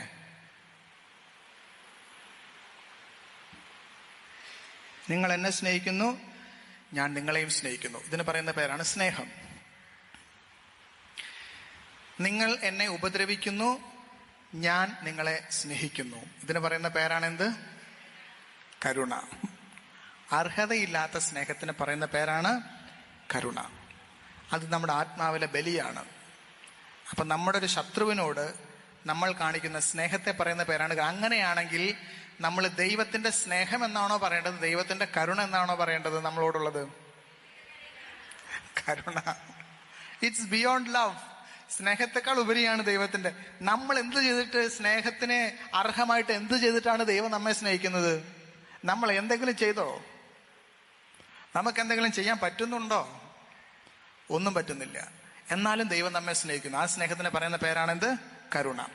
അനുകമ്പ എന്ന് പറഞ്ഞിട്ടുണ്ടെങ്കിൽ എന്താ അർത്ഥം? കമ്പാഷൻ എന്നർത്ഥം. അതായത് അവിടെ നിൽക്കുന്ന ഒരാളുടെ ഫീലിംഗ് മനസ്സിലാക്കിയിട്ട് അതുപോലെ ആ ദുഃഖത്തിൽ ഞാനും പങ്കുചേരുന്നതിനെ പറയുന്ന പേരാണ് എന്ത്? അനുകമ്പ. അതായത് ഇംഗ്ലീഷിൽ പറയും എന്തെന്ന്? സിമ്പതി. ഒരു എംപതറ്റിക് സിമ്പതി എന്ന് വേണമെങ്കിൽ പറയാം. ഇപ്പൊ അപ്പുറത്ത് നിൽക്കുന്ന ആൾക്ക് വലിയൊരു ബുദ്ധിമുട്ടുണ്ടായിട്ട് ആള് വളരെ സങ്കടപ്പെട്ട് നിൽക്കുന്നു. അപ്പോൾ ഞാൻ എന്ത് ചെയ്യുന്നു? ഞാനിങ്ങനെ വെറുതെ സിമ്പതിയുള്ള ഒരാളിനെ, അയ്യോ പാവണ്ട് കേട്ടോ, അത് അങ്ങനെ ഒരു പ്രശ്നത്തിലാണ് നിൽക്കണേ തോന്നുന്നു, അതിന് എന്തെങ്കിലുമൊക്കെ ചെയ്തു കൊടുക്കാം. അതാണ് സിമ്പതി. എമ്പതി എന്ന് പറഞ്ഞാലോ, ആ വ്യക്തിയുടെ പ്രശ്നം എന്റെയും കൂടെ പ്രശ്നമായി തീരുക. അതിനാണ് എമ്പതി എന്ന് പറയുന്നത്. അനുകമ്പ എന്ന് പറയുമ്പോൾ സിമ്പതിയുണ്ട്, എമ്പതിയുണ്ട്. നമ്മൾ ആ വ്യക്തിയുടെ ദുഃഖത്തിൽ നമ്മളും പങ്കുചേരുന്നതിനെയാണ് എന്ത് പറയുന്നത്? അനുകമ്പ. അപ്പോൾ ഇതിനകത്ത് പറയാണ്, എന്തെങ്കിലും കാരുണ്യമോ അനുകമ്പയോ ഉണ്ടെങ്കിൽ. കിട്ടിയോ? അപ്പൊ ഇതൊക്കെ കൂട്ടായ്മയിലുള്ളവർക്ക് വേണ്ട ഗുണങ്ങളാണ്. ഇപ്പൊ എത്ര ഗുണങ്ങൾ പറഞ്ഞു? നിങ്ങൾക്ക് ഉറക്കം വരണ്ടോ? ഉറക്കം വരണ പോലെ ഉണ്ടല്ലോ നിങ്ങൾക്ക് ചിലർക്ക്. എനിക്കായിരുന്നു രാവിലെ വരുമ്പോൾ ഉറക്കം വന്നിരുന്നത്. ഇവിടെ എത്തിയിട്ട് ഇവിടെ ടോക്കിന് കയറിയപ്പോൾ ഇപ്പൊ ഉറക്കം വരുന്നില്ല. ഇപ്പൊ ആ ഉറക്കം നിങ്ങൾക്ക് ബാധിച്ചു എന്ന് എനിക്ക് സംശയമുണ്ട്. ഞാനിങ്ങനെ ഇത് മാത്രമല്ല പറയണേ, അതുകൊണ്ടായിരിക്കും ചിലപ്പോൾ നിങ്ങൾക്ക് ഉറക്കം വരണ്ട. എന്തെങ്കിലും വല്ലതൊക്കെ വേറെ കാര്യങ്ങളൊക്കെ പറയാം. ഇതൊന്ന് വെറുതെ ഒന്ന് പറഞ്ഞ് അവസാനിപ്പിക്കാന്ന് ഓർത്തം. ഒരേ അഭിപ്രായവും ഒരേ ആത്മാവും ഒരഭിപ്രായം ഉള്ളവരായി എൻ്റെ സന്തോഷം പൂർത്തീകരിക്കുവിൻ. അപ്പൊ ഏക മനസ്സോടെ എന്ന് പറയുന്നതിന്റെ വ്യാഖ്യാനമാണ് നമ്മൾ പറഞ്ഞത്. അവർ ഏക മനസ്സോടെ എൻ്റെ അമ്മയായ മറിയത്തോടൊപ്പം പ്രാർത്ഥനയിൽ മുഴുകിയിരിക്കുകയായിരുന്നു എന്ന് പറയുന്നത്. ഏക മനസ്സ് എന്ന് പറയുമ്പോൾ അതിന്റെ വ്യാഖ്യാനമാണ് ഫിലിപ്പി ലേഖനം 2:1 നമ്മൾ പറഞ്ഞത്. ഇത്രയും മനസ്സിലായോ? അപ്പോൾ പരിശുദ്ധ അമ്മയുടെ കൂട്ടായ്മയിലായിരിക്കുന്ന ആൾക്കാർ ഏക മനസ്സോടെ പ്രാർത്ഥിക്കണം. അങ്ങനെ പ്രാർത്ഥിച്ചാൽ എല്ലാ കാര്യവും നടക്കും. നമ്മൾ പ്രാർത്ഥിച്ച കാര്യം നടക്കാത്തത് എന്തുകൊണ്ടാണ്? നമുക്ക് ഏക മനസ്സല്ല, നമുക്ക് ബഹുമനസ്സാണ്. ബഹുമനസ്സ്, പല പല മനസ്സാണ്. ഒരാൾക്കുള്ള പോലെയല്ല വേറൊരാൾക്ക്, ഒരാളുടെ പോലെയല്ല മറ്റൊരാള്. ആകെ പ്രശ്നങ്ങളാണ്. എന്നിട്ടിരുന്ന് പ്രാർത്ഥിക്കുകയാണ്, കർത്താവേ കണ്ടില്ലേ. ഞാനൊരു പള്ളിയിലിരിക്കുമ്പോൾ ഞാൻ നിങ്ങളോട് പറഞ്ഞിട്ടുണ്ടോന്ന് എനിക്ക് സംശയമുണ്ട്. ഒരു പള്ളിയിൽ, ഞാൻ എല്ലാ പള്ളിയിൽ ചെന്നാലും പ്രാർത്ഥനാ കൂട്ടായ്മ ആദ്യം ഉണ്ടാക്കും. പ്രാർത്ഥനാ കൂട്ടായ്മ ഉണ്ടാക്കി അതിനകത്ത് കുറച്ച് പേരെ ഉണ്ടാവുള്ളൂ. അപ്പൊ പിന്നെ അവിടെ പ്രാർത്ഥിച്ച് കുറെ പേരൊക്കെ വരെ ധ്യാനങ്ങളൊക്കെ നടത്തും. ഒരു ഏകദിനങ്ങളൊക്കെ ഉണ്ടാവും. അത് കഴിഞ്ഞൊരു കൗൺസിലിങ്ങിന്റെ ദിവസം ഉണ്ടായിരിക്കും. അതിങ്ങനെ വളർന്നു വരും. അതിനെ കർത്താവ് ഇടവരുത്തിയിട്ടുണ്ട്. അപ്പോൾ ഒരു സ്ഥലത്ത് പ്രാർത്ഥനാ കൂട്ടായ്മയിൽ ഞാൻ ചെല്ലുമ്പോൾ പ്രാർത്ഥനാ കൂട്ടായ്മയിൽ ഒരു 10 ചേച്ചിമാരാണ് ഉള്ളത്. കുറച്ച് അമ്മമാരും കുറച്ച് ചേച്ചിമാരൊക്കെ ആയിട്ട് അങ്ങനെ ഒരു 10 പേരും. അപ്പം ഞാൻ കൊച്ചച്ഛൻ, ഞാൻ പട്ടം കിട്ടിയിട്ട് ഒരു 4ാമത്തെ കൊല്ലം, 3 കൊല്ലം കഴിഞ്ഞിട്ട് പിന്നെ ഒരു സ്ഥലത്ത് എത്തുമ്പോൾ 4ാമത്തെ കൊല്ലം ഉണ്ടായിരിക്കും. അപ്പോൾ ഏകദേശം ഒരു 29 വയസ്സ്, 29-30 ഇങ്ങനെ കടക്കുന്നൊരു വയസ്സ്. അപ്പൊ ഇവരൊക്കെ നമ്മുടെ അമ്മമാരുടെയൊക്കെ പ്രായമാണ്, അല്ലെങ്കിൽ ചേച്ചിമാരുടെയൊക്കെ പ്രായത്തിലിരിക്കുന്ന ആൾക്കാരാണ്. നമ്മൾ പറഞ്ഞാലൊന്നും ഒരു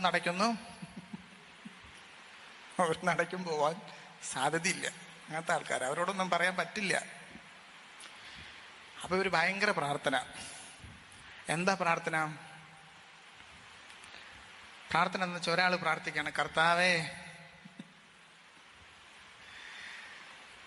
മദ്യപാനത്തിന്റെ പുകവലിയുടെ ദുരന്ത ഫലങ്ങൾ അനുഭവിക്കുന്ന കുടുംബങ്ങളെ സമർപ്പിച്ച് പ്രാർത്ഥിക്കുന്നു.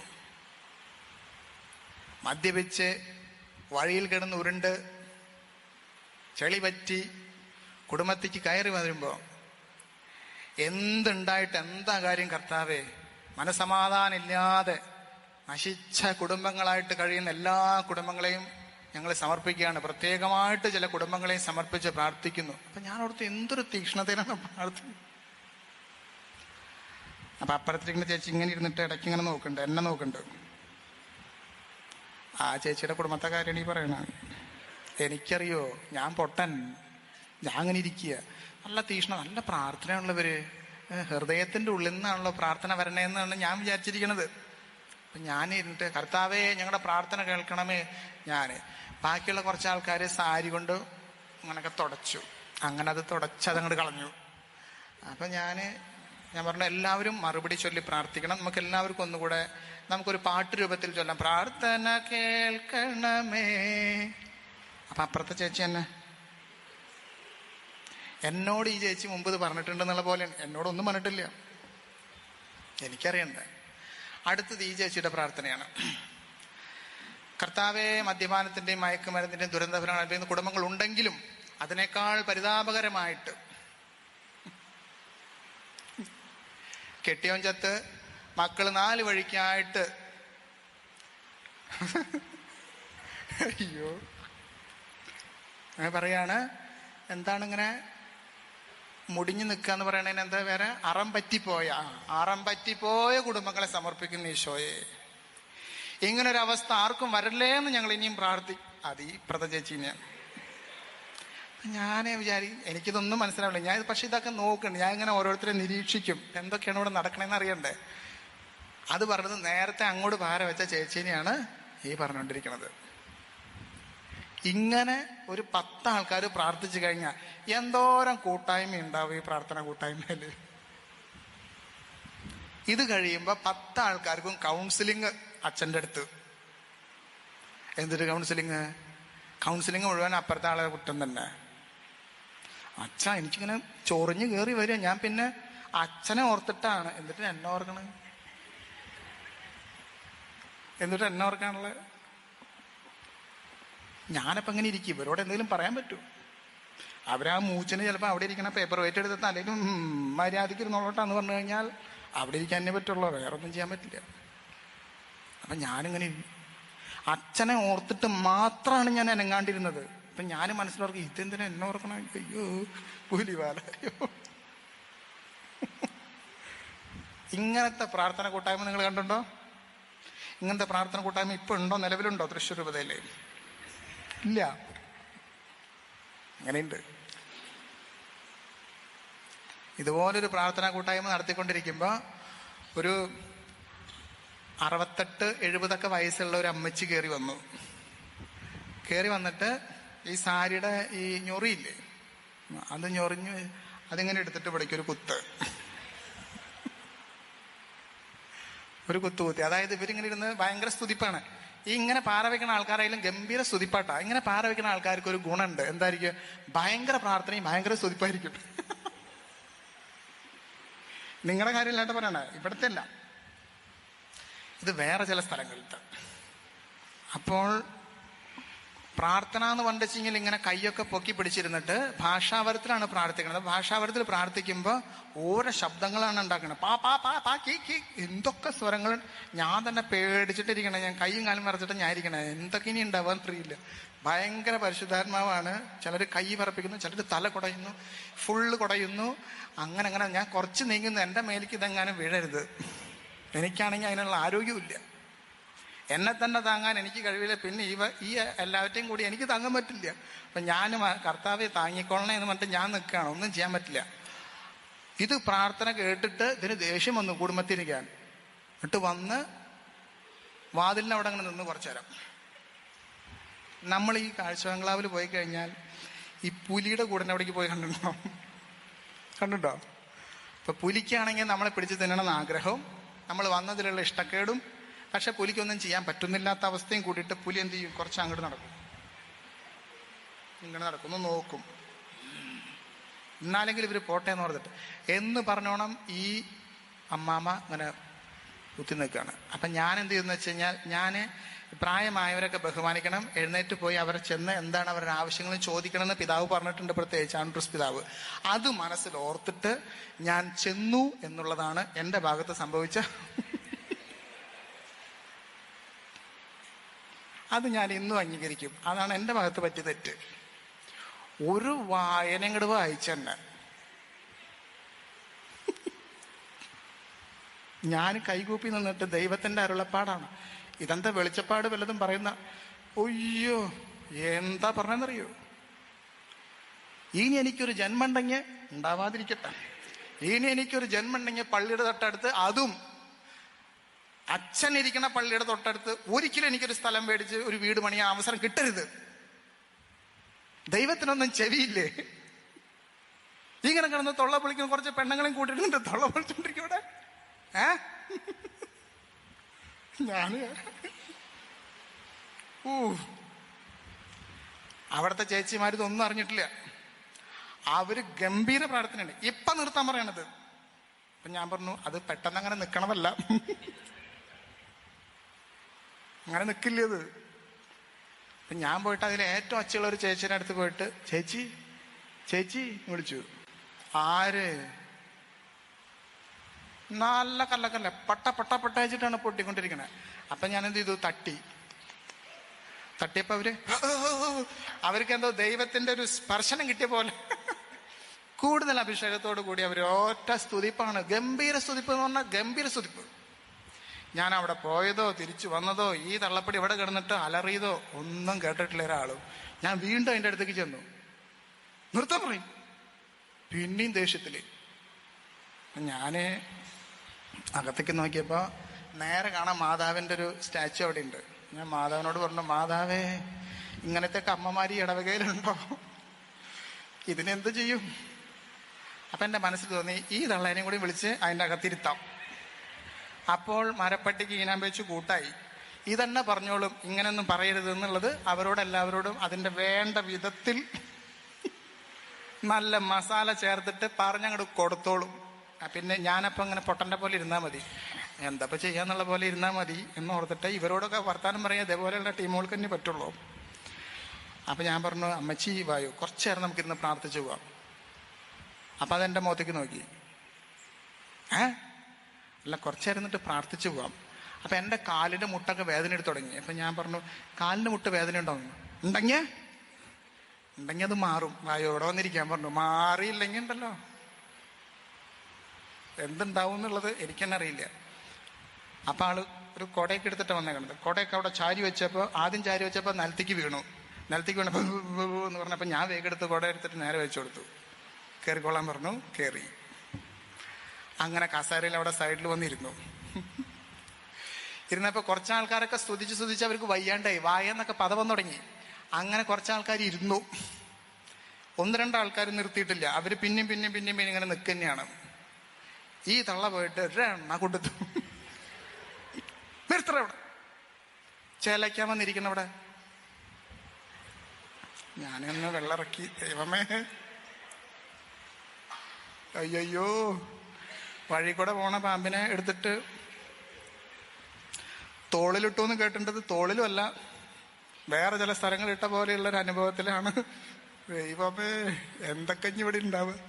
അപ്പൊ ആ ചേച്ചി കണ്ണു തുറന്നിട്ട്, ഇതിപ്പോ എവിടെയാണ് ഈ സ്ഥലം എന്നുള്ള വേറൊരു എന്ന പോലെ ഇരിക്കുന്നു. തൊള്ള തുറക്ക അവിടെ കുത്തിരുന്നിട്ട് മര്യാദക്കിരുന്ന് പ്രാർത്ഥിക്കാറിയില്ലേ? അപ്പൊ ഞാൻ ആ ചേച്ചീനെ നോക്കി, ആ ചേച്ചി എന്നെ നോക്കി. ഇങ്ങനെ കവിഞ്ഞൊഴുകുന്ന 4 കണ്ണുകൾ, വിങ്ങിപ്പൊട്ടുന്ന 2 ഹൃദയം. ഒന്നും എന്താ പറയപ്പതിന്? നിങ്ങളൊന്ന് ആലോചിച്ച് നോക്ക്, ഇതിൻ്റെ ഇടയിൽ നിൽക്കുന്ന ആൾക്കാരുടെ ബുദ്ധിമുട്ട് അങ്ങനെയൊക്കെയാണ്. ഞാൻ പറഞ്ഞു, നമുക്കൊരു കാര്യം ചെയ്യാം. നമുക്ക് നമ്മുടെ രോഗമുള്ള ഏതെങ്കിലും ശരീരഭാഗങ്ങളുണ്ടെങ്കിൽ അവിടെ വലത്ത് കൈ വെച്ച് ഇടത്ത് കൈ നെഞ്ചിൽ വെച്ചിട്ട് യേശുവേ യേശുവേ യേശുവേ എന്ന് മാത്രം പറഞ്ഞിട്ട് സ്തുതിക്കാമെന്ന് പറഞ്ഞു. അപ്പം ഈ അമ്മച്ചി എന്നെ നോക്കി, എന്നിട്ട് മുട്ടിൻ്റെ കായ് വെച്ചു, യേശുവേ യേശുവേ യേശുവേ. അപ്പം അങ്ങനെ എല്ലാവരും ഓരോരോ സ്ഥലങ്ങളിൽ ചിലരിങ്ങനെ പുറത്തൊക്കെ വേദനയുള്ളവർ ഇങ്ങനെയാണ് വെച്ചേക്കുന്നത്. ഓക്കെ, മൊത്തത്തിൽ വേദനയാണ് എല്ലാവർക്കും, ഉണ്ടാവാതിരിക്കുകയോ ഈ ജാതിയല്ലേ. അങ്ങനെ തുടങ്ങിയ സ്തുതിപ്പ് തുടങ്ങിയപ്പോൾ ഞാനെന്തെന്ന് വെച്ച് കഴിഞ്ഞാൽ ഈ വ്യക്തിയെ പരിശുദ്ധ മറിയത്തിൻ്റെ വിമല ഹൃദയത്തിന് സമർപ്പിച്ച് പ്രാർത്ഥിച്ചു. കാരണം എന്താണെങ്കിൽ മാതാവ് തന്നെ ഇതിനെ കൈകാര്യം ചെയ്യണം, അല്ലാണ്ട് ഒരാൾക്ക് ഇതിനെ കൊണ്ട് ചെറുത്താന്മാർക്ക് വരെ ഒന്നും ചെയ്യാൻ പറ്റാണ്ടിരിക്കുക. ചെറുത്താന്മാർക്ക് വരെ പേടി തന്നെ.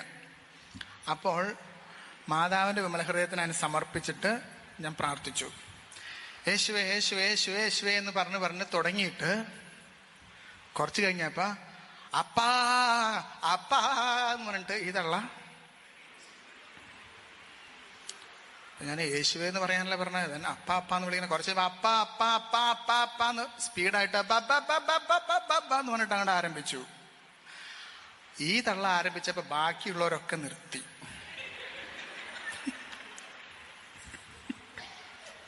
ഞങ്ങളെ പറഞ്ഞിട്ട് ഇതിപ്പോ അടുത്ത ഇടവകയിലേക്ക് കേൾക്കാലോ, അടുത്ത പള്ളിയിലേക്ക് കേൾക്കാലോ. ഇപ്പൊ ഇത് നിർത്തണ്ടേ? ഇതൊരു യന്ത്ര സ്വിച്ചിട്ട പോലെ തുടങ്ങിയതാ. ഇനി ഇത് ഓഫാക്കാനുള്ള സ്വിച്ച് ഇല്ല. ഇത് നിർത്തണോ? അപ്പൊ പിന്നെ ശ്വാസം എടുക്കണ്ടേ? അപ്പൊ ഞാൻ ഓർത്തു ഇതോടുകൂടി കഴിഞ്ഞു എന്ന്. കഴിഞ്ഞിട്ടില്ല. വീണ്ടും ശ്വാസം എടുത്തിട്ട് ഒരൊറ്റല്ലൊക്കെ അടുത്തത്. അപ്പൊ ഞാൻ ബാക്കിയുള്ളവരൊക്കെ പറഞ്ഞു, നിങ്ങൾ സ്തുതിച്ചോളുക, ഇനിയിപ്പോ എന്താ നമുക്ക് ബുദ്ധിമുട്ട്? ഇതിന് തടസ്സം തരുന്ന ആള് സ്തുതിപ്പ് ശക്തമാക്കിയിരിക്കുന്ന എല്ലാവരും സ്തുതിച്ചോളാൻ പറഞ്ഞു. എല്ലാവരും കൂടി സ്തുതിപ്പ് പറഞ്ഞാൽ ആരും യേശു യേശു യേശുവൊന്നും ഇല്ല, എല്ലാവരും ഭാഷാപരത്തിൽ സ്തുതിപ്പ്. ഇത് കഴിഞ്ഞപ്പോൾ ഞാൻ കുറെ കഴിഞ്ഞപ്പോൾ ഞാൻ പോയിരുന്ന അവിടെ നിന്ന് സാധാരണ പോലെ പ്രാർത്ഥിക്കും. എനിക്ക് അത്ര വലിയ ശബ്ദമില്ല. അങ്ങനെ പ്രാർത്ഥിച്ചുകൊണ്ട് കുറച്ച് കഴിഞ്ഞപ്പോൾ ഈ തള്ള അവിടെ നിന്ന് എഴുന്നേറ്റു. Hi hi. എന്തുണ്ടായേ? എന്റെ മുട്ടുവേദന മാറിപ്പോയി. മനസ്സിലായോ? എന്റെ മുട്ടുവേദന മാറിപ്പോയി. എന്നിട്ടത് പറയാണ്, അച്ഛാ ഇനി എന്നാണ് ഇങ്ങനത്തെ പ്രാർത്ഥന ഇവിടെ ഉള്ളത്? അപ്പൊ ഞാന്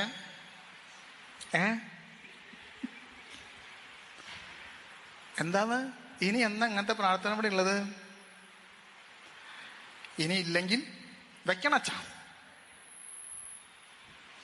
പിന്നെ ഞാൻ ചോദിച്ചില്ല, കുറച്ച് നേരത്തെ ഇതൊന്നല്ലല്ലോ പറഞ്ഞേ എന്ന് ചോദിച്ചില്ല. കാരണം തിരിച്ച് ഇറങ്ങിപ്പോയ ചവിത്താൻ തിരിച്ചു കയറി വന്നാലോ എന്നോർത്തിട്ട് അത് പറഞ്ഞില്ല. ഞാൻ ഇന്നും വിശ്വസിക്കുന്നത് ഈ വ്യക്തിയെ പരിശുദ്ധ മറിയത്തിന്റെ വിമല ഹൃദയത്തിന് സമർപ്പിച്ചത് കൊണ്ടായിരിക്കണം എന്നാണ് ഞാൻ വിശ്വസിക്കുന്നത്. എന്തെന്ന്? ഈ വ്യക്തിയിലെ പ്രകടമായ യേശു അനുഭവം ഉണ്ടായത്. Hallelujah hallelujah hallelujah. അതുകൊണ്ട് പ്രിയപ്പെട്ട സഹോദരങ്ങളെ, നിങ്ങൾ എന്ത് കാര്യങ്ങള് നമ്മുടെ ഭവനത്തിൽ, നമ്മൾ നല്ലതായിരിക്കണം, നമ്മൾ കർത്താവിന്റെ പക്ഷത്തായിരിക്കണം. എന്ത് പ്രശ്നമാണോ നിങ്ങളെ ഏറ്റവും കൂടുതൽ വലയ്ക്കുന്നത്, ആ പ്രശ്നം ആ വ്യക്തിയെ പരിശുദ്ധ മറിയത്തിന്റെ വിമല ഹൃദയത്തിലേക്ക് കൊടുത്തുകൊണ്ട് പ്രാർത്ഥിക്കുക. പരിശുദ്ധ മറിയത്തിന്റെ വിമല ഹൃദയത്തിലേക്ക് സമർപ്പിക്കുന്നതെല്ലാം എവിടെയാണ് ചെന്നെത്തുന്നത്? ഈശോയുടെ തിരുഹൃദയത്തിലേക്ക് ചെന്നെത്തും. ഹല്ലേലൂയ. അതുകൊണ്ട് സഭ തന്നെ പറഞ്ഞിരിക്കുകയാണ്, വിമല ഹൃദയത്തിന്റെ മാസം ഏതാണ്? വിമല ഹൃദയത്തിന്റെ മാസം? മെയ് മാസം.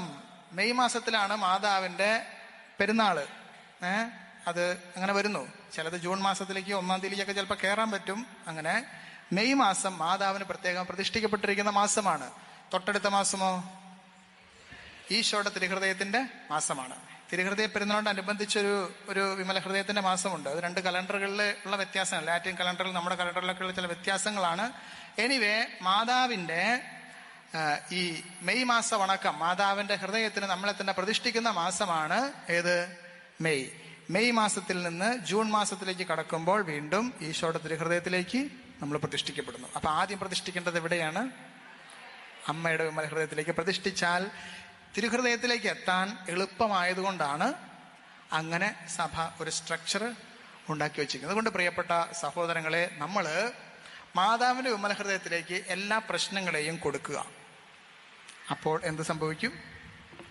ആ പ്രശ്നങ്ങളിലൊക്കെ ഈശോ പെട്ടെന്ന് ഇടപെടുന്നത് കാണാനായിട്ട് സാധിക്കും.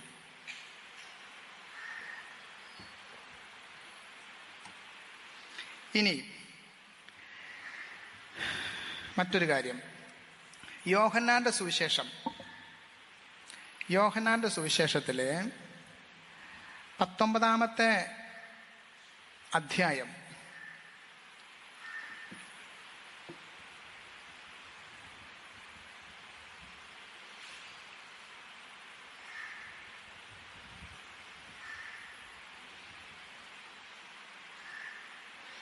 19 അധ്യായം 26 27 വചനങ്ങൾ മറിയത്തെക്കുറിച്ചുള്ള ഒരു ഭാഗമാണ്.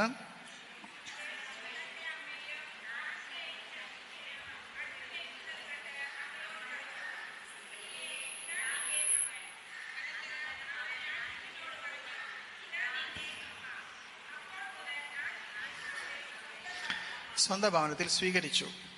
അപ്പോൾ ഈശോയുടെ കുരിശുമരണമാണ്. ഈശോയുടെ കുരിശുമരണത്തില് ഈശോയുടെ കസിൻസ് ആയിട്ടുള്ള ബ്രദേഴ്സ് ഉണ്ട്. അറിയാമോ ആരൊക്കെയാന്ന്? ക്ലയോപ്പാസിന്റെ ഭാര്യ മറിയം പരിശുദ്ധ മറിയത്തിന്റെ കസിനാണ്. ക്ലയോപ്പാസിന്റെ ഭാര്യ മറിയം. അവരുടെ മക്കളാണ് ആര്? യാക്കോബ്, യോസെ അതായത് ജോസഫ്, യൂദ, തദേവുസ്, ശിമയോൻ. യാക്കോബ്, യോസെ, യൂദ, ശിമയോൻ. ഇതിൽ യാക്കോബും യൂദ തദേവുസും ഈശോയുടെ ശിഷ്യന്മാർ പോലും ആയിരുന്നു. യോസയും ശിമയോനൊന്നും ഈശോയുടെ ശിഷ്യന്മാരായിരുന്നില്ല, കസിൻസ് ആയിരുന്നു. അപ്പോൾ ഇവരാരും എവിടെ ഉണ്ടായിരുന്നില്ല? കുരിശിന്റെ ചവിടെ ഉണ്ടായിരുന്നില്ല. മറിയത്തിന് ആകെ കൂടി ഒരു മകനേ ഉള്ളൂ, അത് ഈശോ ആണ്. ആണല്ലോ. യൗസേ പിതാവ് നേരത്തെ തന്നെ മരിച്ചു. ഈശോയുടെ പരസ്യ ജീവിതത്തിന്റെ തുടക്കത്തിൽ തന്നെ യൗസേ പിതാവ് മരിച്ചു. അപ്പോൾ മറിയം ആരായി തീർന്നു? യൗസേ പിതാവ് മരിച്ചപ്പോൾ മറിയം ആരായി? വിധവയായി. പിന്നെ ആകെ ഉണ്ടായിരുന്നത് ഈശോ ആണ്. ഈശോ 3 വർഷത്തിൻ്റെ ഉള്ളില് പരസ്യജീവിതം തുടങ്ങി 3 വർഷത്തിനുള്ളിൽ ഈശോയും മരിച്ചു. അതായത് രാജ്യദ്രോഹ കുറ്റം ചെയ്തതിന് ഏറ്റവും വലിയ ശിക്ഷയാണ് കിട്ടിയത്, തൂക്കിക്കൊല. അങ്ങനെ ഈശോയും മരിച്ചപ്പോൾ മറിയം ആരായി തീർന്നു? അനാഥ ആണോ? അപ്പോൾ വിധവയായി, അധികം വൈകാതെ അനാഥയായി. അനാഥയായപ്പോൾ ഈശോ തൻ്റെ അമ്മയെ മറന്നില്ല. ഈശോ കുരിശിൽ കിടക്കുകയാണ്. ചുവടെ നിൽക്കുന്നത് യാക്കോബോ, യോസെ, യൂദ, ശിമയോൻ തുടങ്ങിയിട്ടുള്ള കസിൻസ് ആരും അവിടെ നിൽക്കുന്നതായിട്ട് ഈശോ കണ്ടിട്ടില്ല. ഈശോ കണ്ടില്ല. യോഹന്നാന്റെ സുവിശേഷം അനുസരിച്ച് യോഹന്നാൻ ശിഷ്യന്മാരുടെ പ്രതീകമാണ്. ക്രിസ്തു ശിഷ്യന്റെ പ്രതീകമാണ് ആര്? യോഹന്നാൻ. കാരണം യോഹന്നാന്റെ സുവിശേഷത്തിന്റെ ക്ലൈമാക്സ് ഈശോയുടെ കുരിശുമരണമാണ്. യോഹന്നാന്റെ സുവിശേഷത്തിലെ ഏറ്റവും വലിയ സംഭവം ഈശോയുടെ കുരിശുമരണമാണ്. അപ്പൊ ഈശോ കുരിശിൽ മരിക്കുന്ന സമയത്ത് അവിടെ കുരിശിന്റെ ചുവടെ നിൽക്കുന്നവരാണ് ആര്? യോഹന്നാൻ. നിങ്ങൾ യോഹന്നാന്റെ സുവിശേഷം നോക്കിക്കഴിഞ്ഞാല് ഈശോയുടെ സ്വർഗാരോഹണം ഒന്നും കാണാൻ പറ്റില്ല, അല്ലേ? സ്വർഗാരോഹണത്തെ കുറിച്ചുള്ള ഭാഗമൊന്നും ഇതിനകത്തില്ല. ഇതിനകത്ത് ശൂന്യമായ കല്ലറാന്ന് മാത്രമേ അതിനകത്തുള്ളൂ. അവൻ ഉയർത്തെഴുന്നേറ്റു എന്നതിൻ്റെ ഒരടയാളം മാത്രമേ അതിനകത്തുള്ളൂ. മറ്റ് സുവിശേഷങ്ങൾ നിങ്ങൾ നോക്കിക്കഴിഞ്ഞാൽ അവിടെ മത്തായിയുടെ സുവിശേഷത്തിൽ കാവൽക്കാർ നിൽക്കുന്നതും കല്ലറ പിളരുന്നതും ഈശോ പ്രത്യക്ഷപ്പെടുന്നതും അവൻ സ്വർഗത്തിലേക്ക് ആരോഹണം ചെയ്യുന്നതിന് മുമ്പ് അവിടെ ഒലിവ് മലയിൽ ഒരുമിച്ച് കൂടുന്നതിനൊക്കെ പറയും. ലൂക്കായുടെ സുവിശേഷം നിങ്ങൾക്ക് കാണാൻ പറ്റും, മർക്കോസിന്റെ സുവിശേഷനും കാണാൻ പറ്റും. യോഹന്നാന്റെ സുവിശേഷത്തിൽ സ്വർഗാരോഹണ വിവരണങ്ങളൊന്നും ഇല്ല. മറിച്ച് യോഹന്നാന്റെ സുവിശേഷത്തിന്റെ ഏറ്റവും പ്രധാനപ്പെട്ട സംഭവം എന്താണെന്ന് വെച്ച് കഴിഞ്ഞാല് ഈശോയുടെ കുരിശിൽ ഉയർത്തപ്പെടുന്ന സമയമാണ്. ഈശോയുടെ മരണവും സ്വർഗാരോഹണവും ഉയർപ്പും എല്ലാം. അതാണ് യോഹന്നാന്റെ സുവിശേഷന്റെ ക്ലൈമാക്സ്. ആ സമയത്ത് അവിടെ ഉണ്ടായിരുന്ന ഏക വ്യക്തിയാണ് ശിഷ്യന്മാരിൽ ആരാണ്?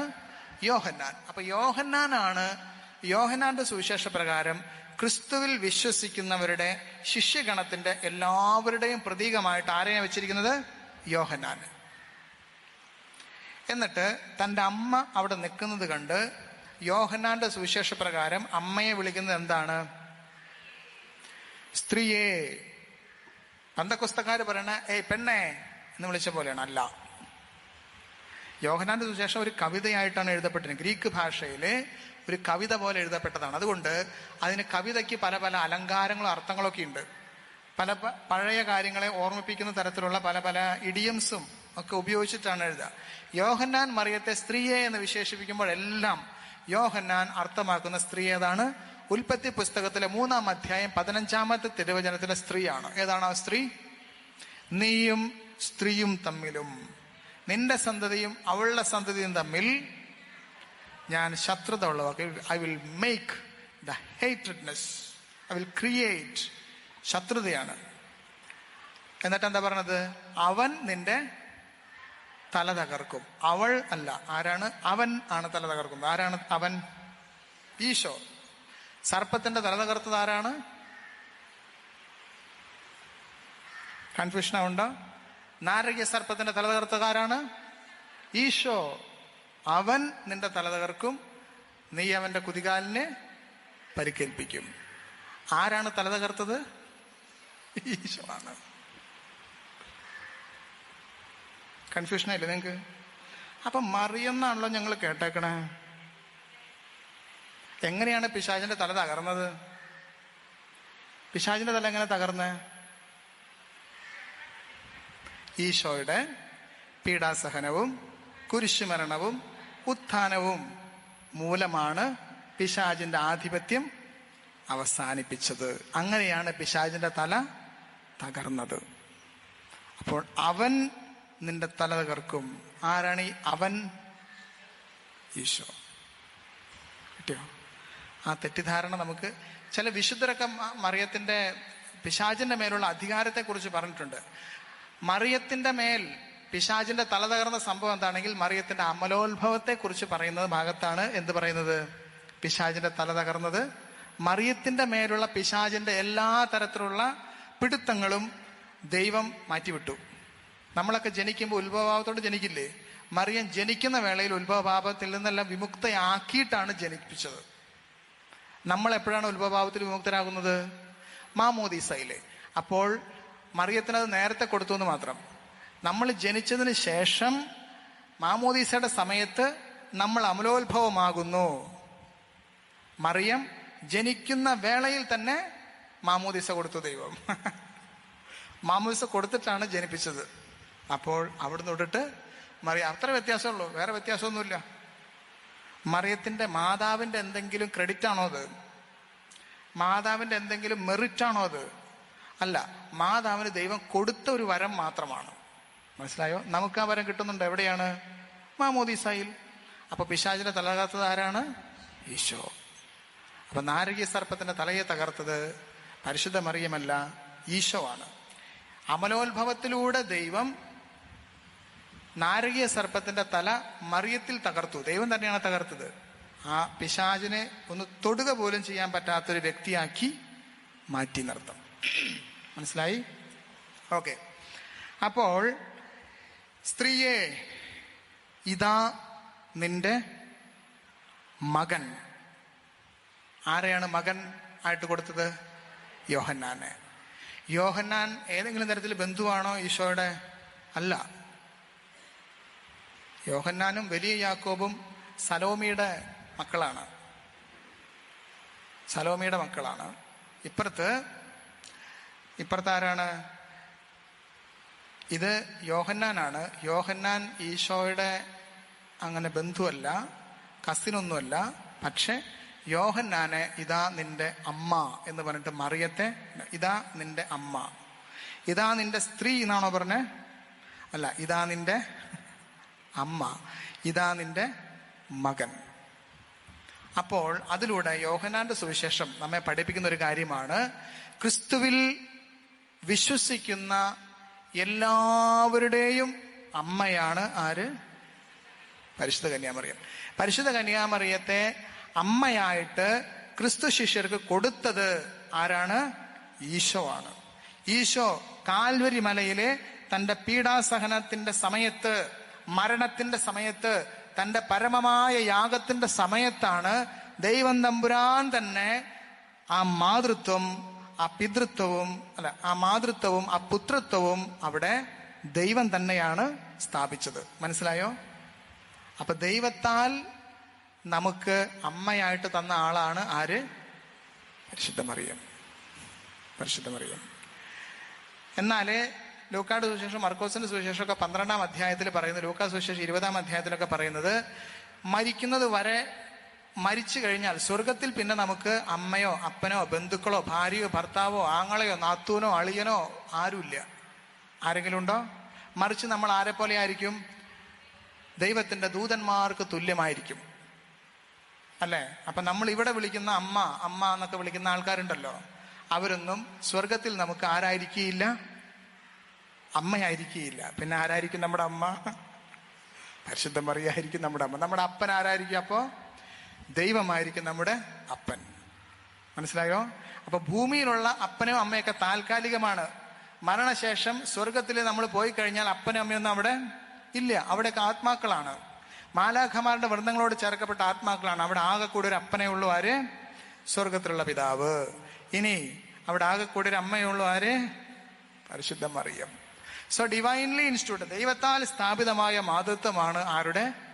മറിയത്തിന്റെ. അതുകൊണ്ട് നമുക്ക് വിശ്വസിച്ച് വിളിക്കാവുന്ന, ഈശോ മിശിഹ കുരിശിൽ കിടന്നുകൊണ്ട് സ്ഥാപിച്ച ഒരു സംഭവമാണ് ഏത്? പരിശുദ്ധ മറിയത്തിന്റെ മാതൃത്വം. മനസ്സിലാവുണ്ടോ? ഈശോ പല കാര്യങ്ങൾ സ്ഥാപിച്ചിട്ടുണ്ട്. കൂദാശകളൊക്കെ സ്ഥാപിച്ചതുപോലെ ഇതുപോലെ തന്നെയുള്ള ഒരു സ്ഥാപനമാണ് പരിശുദ്ധ മറിയത്തിന്റെ മാതൃത്വം. ഈശോ തന്നെ സ്ഥാപിച്ചതാണത്.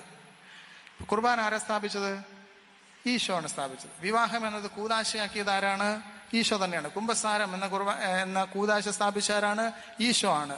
ഇതെല്ലാം ഈശോ കൂദാശകളൊക്കെ കർത്താവ് തന്നെ സ്ഥാപിച്ചതാണ്, ശിഷ്യന്മാരത് പിന്തുടർന്നതാണ്.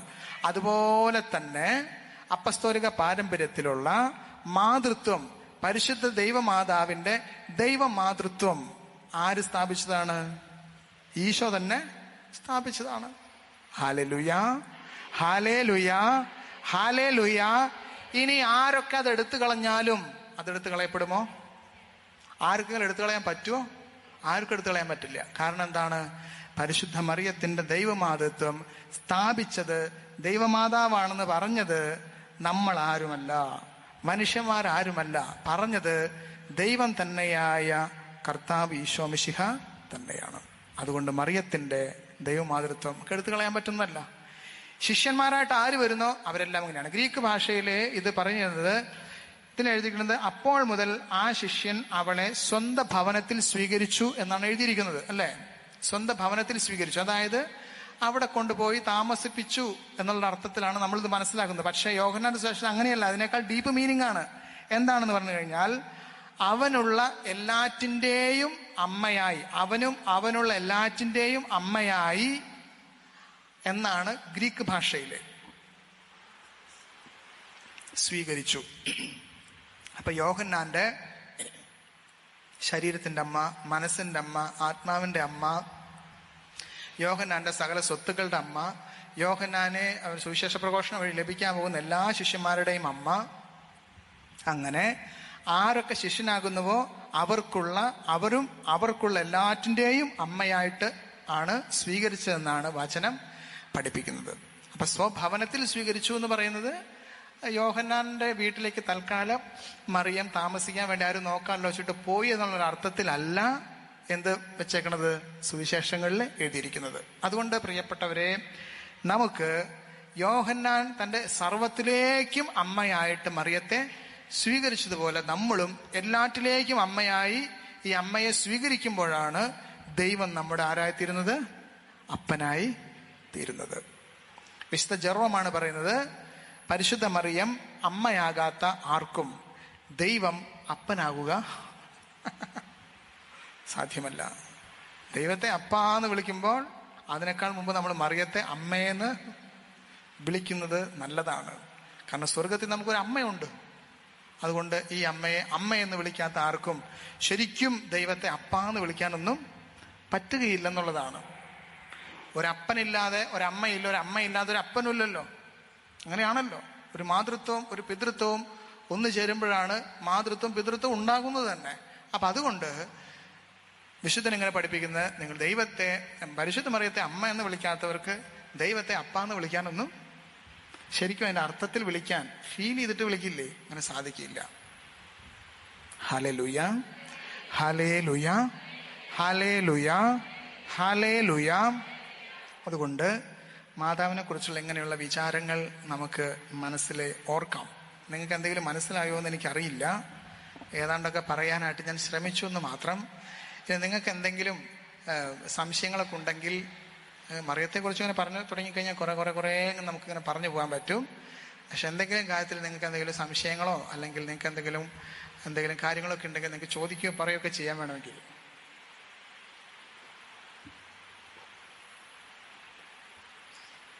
എന്തെങ്കിലും സംശയങ്ങളൊക്കെ ഉണ്ട് ആർക്കെങ്കിലും?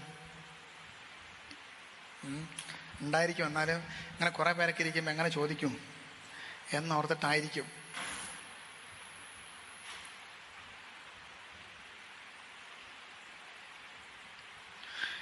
മാതാവിനെ സംബന്ധിച്ച് ഉള്ള 4 വിശ്വാസ സത്യങ്ങളുണ്ട്. അറിയാമോ നിങ്ങൾക്ക്? വിശ്വാസ സത്യങ്ങൾ 4 വിശ്വാസ സത്യങ്ങൾ ഉണ്ട്. വിശ്വാസ സത്യങ്ങൾ എന്ന് പറഞ്ഞിട്ടുണ്ടെങ്കിൽ ഔദ്യോഗികമായിട്ടുള്ള പഠനങ്ങളാണ് സഭയുടെ. മറിയത്തെക്കുറിച്ച് ഔദ്യോഗികമായിട്ട് 4 വളരെ പ്രസിദ്ധമായ 4 പഠനങ്ങളുണ്ട്. അറിയാമോ? ഒന്ന്, മറിയം അമലോത്ഭവയാണ്. 2, നിത്യകന്യകയാണ്. 3, സ്വർഗാരോപിതയാണ്. 4,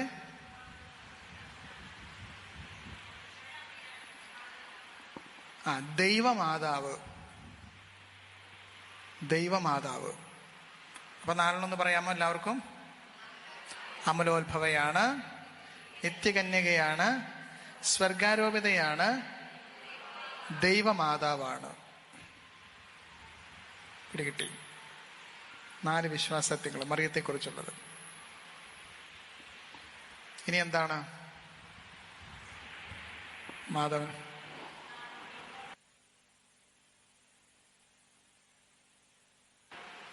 പ്രയറിൽ ചൊല്ലാം.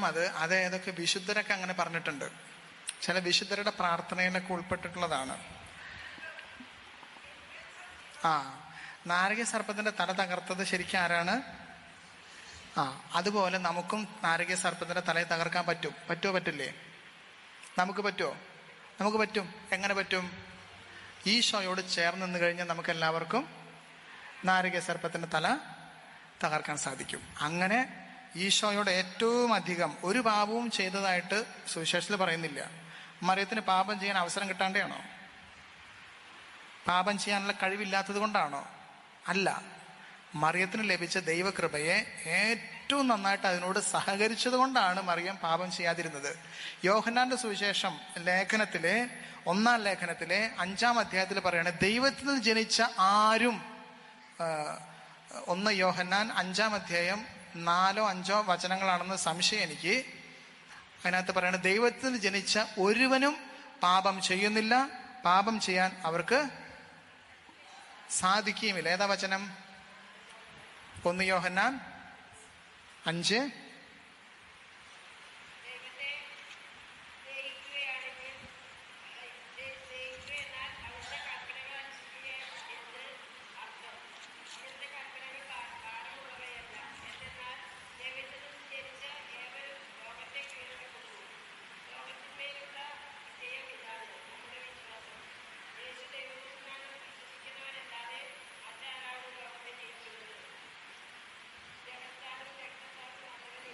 ഓക്കെ. എന്താണ്? 18-ാമത്തെ വചനം എന്താണ്? ദൈവത്തിന് ജനിച്ച ഒരുവനും പാപം ചെയ്യുന്നില്ല, അവരെ സംരക്ഷിക്കും നാം അറിയുന്നു, ദുഷ്ടൻ അവനെ തൊടുകയുമില്ല.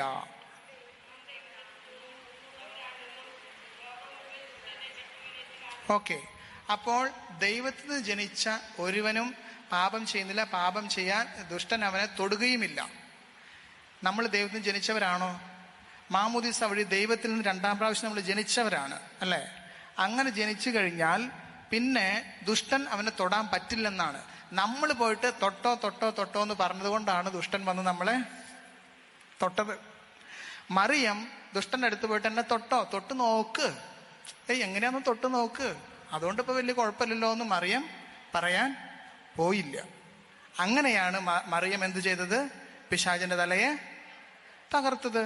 ഹല്ലേലൂയാ. അപ്പൊ നമുക്ക് തകർക്കാൻ പറ്റുമോ? തകർക്കാൻ പറ്റും. ആ അർത്ഥത്തിൽ നാരകീയ സർപ്പത്തിന്റെ തലയെ ഏറ്റവും ബെസ്റ്റായിട്ട് തകർത്ത ഒരേ ഒരു വ്യക്തി ആരാണ്? മറിയം. ആ അർത്ഥത്തിൽ പല വിശുദ്ധരും പരിശുദ്ധ മറിയത്തെ നാരകീയ സർപ്പത്തിന്റെ തല തകർത്തവളെ എന്ന് വിളിക്കുന്നു. കിട്ടി? 1 യോഹന്നാൻ 3:9 എന്താണ്?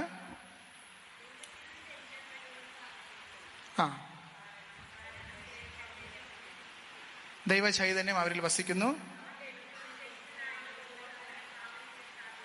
അവന് പാപം ചെയ്യാൻ 1 യോഹന്നാൻ 3:9 ആ വചനം. പാപം ചെയ്യാൻ അവന് സാധ്യമല്ല, അവനാ സാധ്യതയില്ല എന്ന്. പാപത്തിൽ വീഴുമോ, അങ്ങനെ ചിന്തിക്കേണ്ട കാര്യമില്ല എന്ന്. കാരണം പരിശുദ്ധാത്മാവ് അവരിൽ ഇങ്ങനെ നിൽക്കുകയാണ്. പരിശുദ്ധ മറിയത്തിൽ അപ്പൊ അതുകൊണ്ട് ആ അർത്ഥത്തിൽ ധാരാളം വിശുദ്ധര് പരിശുദ്ധ മറിയത്തെ ഇങ്ങനെ വിളിച്ചിട്ടുണ്ട്. എന്തെന്ന്? നാരക സർപ്പത്തിന്റെ തല തകർത്തവളെ എന്ന്. ഈ ശരിക്ക് തകർത്തവൻ ആരാണ്? ഈശോ ആണ്. ഈശോയോട് ചേർന്ന് നിൽക്കുന്നവരെല്ലാം, പാപത്തോട് വിട പറഞ്ഞവരെല്ലാം ഈ നാരക സർപ്പത്തിന്റെ തല തകർക്കുന്ന പദ്ധതിയിൽ പങ്കുചേരുന്നവരാണ്. ആ അർത്ഥത്തിൽ പരിശുദ്ധ മറിയമാണ് ഏറ്റവും നന്നായിട്ട് പങ്കുചേർന്ന് തല തകർത്തത്. ആ അർത്ഥത്തിലാണ് പല വിശുദ്ധരും വിളിക്കുന്നതാണ് നമ്മുടെ പ്രാർത്ഥനയിൽ ചേർത്തിരിക്കുന്നത്. മനസ്സിലായോ നിങ്ങൾക്ക്? മനസ്സിലാവുണ്ട്.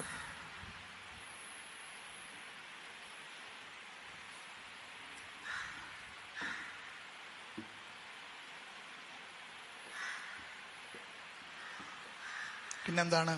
ഇനിയുണ്ടല്ലോ ആരുടെ ഉള്ളിലൊക്കെയോ സംശയങ്ങൾ വരുന്നുണ്ടല്ലോ.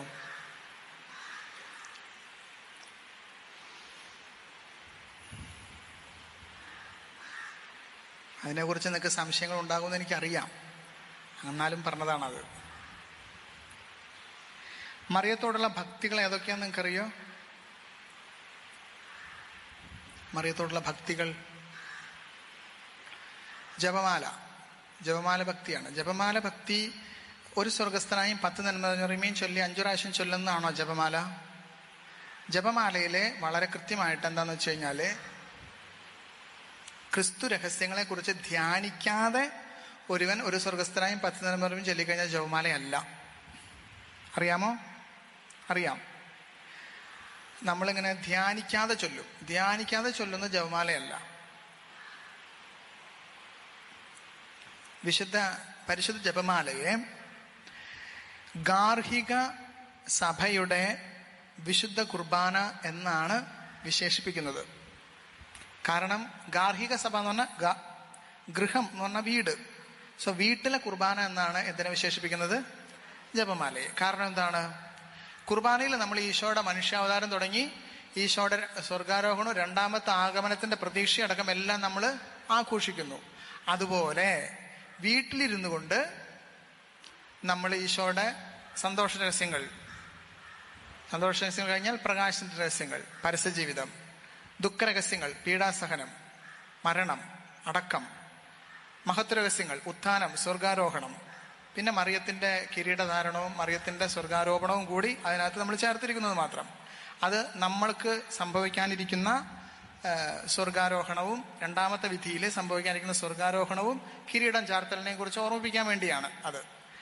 ഇത്രയും കാര്യങ്ങളിലൂടെ നമ്മൾ സഞ്ചരിച്ചിട്ട് പരിശുദ്ധ മറിയത്തോടൊപ്പം ഒരു സ്വർഗസ്ഥനായും 10 നന്മയും ചൊല്ലിക്കഴിഞ്ഞാലേ ആണ് ജപമാലയാവുള്ളൂ. നമ്മളിങ്ങനെ പ്രാർത്ഥിക്കും, കണ്ടാരഹസ്യം കർത്താവിശ്വാമിട്ട് അടിക്കപ്പെട്ട നമുക്ക് ധ്യാനിക്കാം. സ്വർഗസ്ഥനായുള്ള പിതാ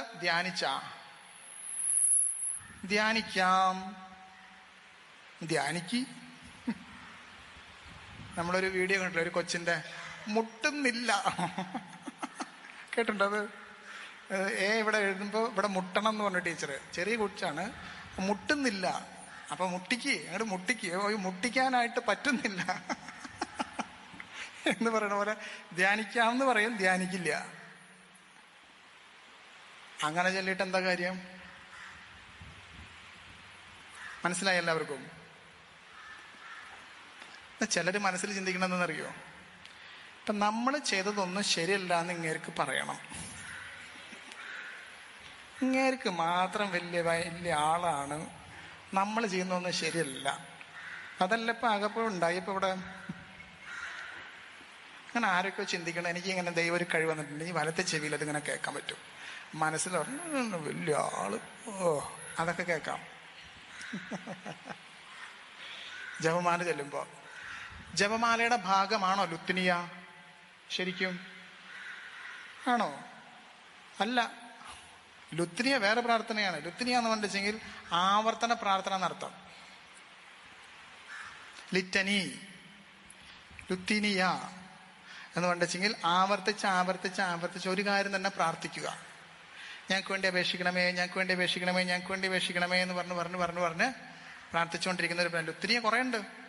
ഔസേപിതാവിന് ലുത്തിനിയുണ്ട്, എല്ലാത്തിനും ലുത്തിനിയ ചൊല്ലാൻ. ലുത്തിനിയ ഒരു പ്രത്യേക തരം പ്രാർത്ഥനയാണത്. അത് ജപമാലയുടെ ഭാഗമാണോ? അല്ല. ജപമാല സമർപ്പണം മുഖ്യദൂതനായ വിശുദ്ധ മിഖായേൽ ജപമാലയുടെ പ്രാർത്ഥനയാണോ? അല്ല. അത് പിന്നീട് ആരൊക്കെയോ എഴുതി വെച്ചാണ്. ജപമാലയിലെ രഹസ്യങ്ങൾ ധ്യാനിക്കുന്നു, ഒരു സ്വർഗസ്ഥനായും 10 എന്ന് പറഞ്ഞ് പറയുമ്പോൾ ചൊല്ലുന്നു. രഹസ്യങ്ങൾ എത്ര എണ്ണം ധ്യാനിക്കണം? 20 രഹസ്യങ്ങളും ധ്യാനിക്കണം. എന്നാലല്ലേ ജപമാലയാവുള്ളൂ. ക്രിസ്തു രഹസ്യങ്ങളിലൂടെ, ക്രിസ്തുവിന്റെ ജീവിതത്തിലൂടെ മുഴുവൻ പരിശുദ്ധ അമ്മയും ഒത്ത് സഞ്ചരിക്കണം. അപ്പോഴാണ് ജപമാല. നമ്മൾ ചൊല്ലുന്നത് കുറച്ച് ഭാഗം.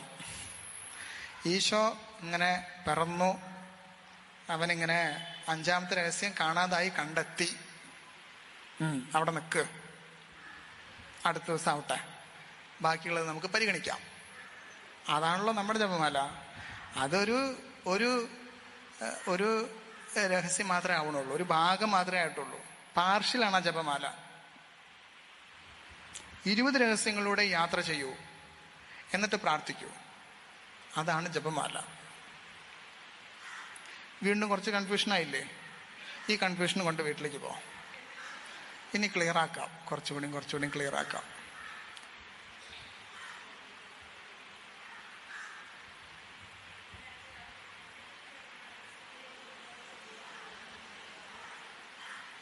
ഓരോ ദിവസങ്ങളിൽ ഇന്ന രഹസ്യങ്ങൾ ചൊല്ലാം എന്ന് പറഞ്ഞിരിക്കുന്നു. അത് നമ്മുടെ ബുദ്ധിമുട്ട്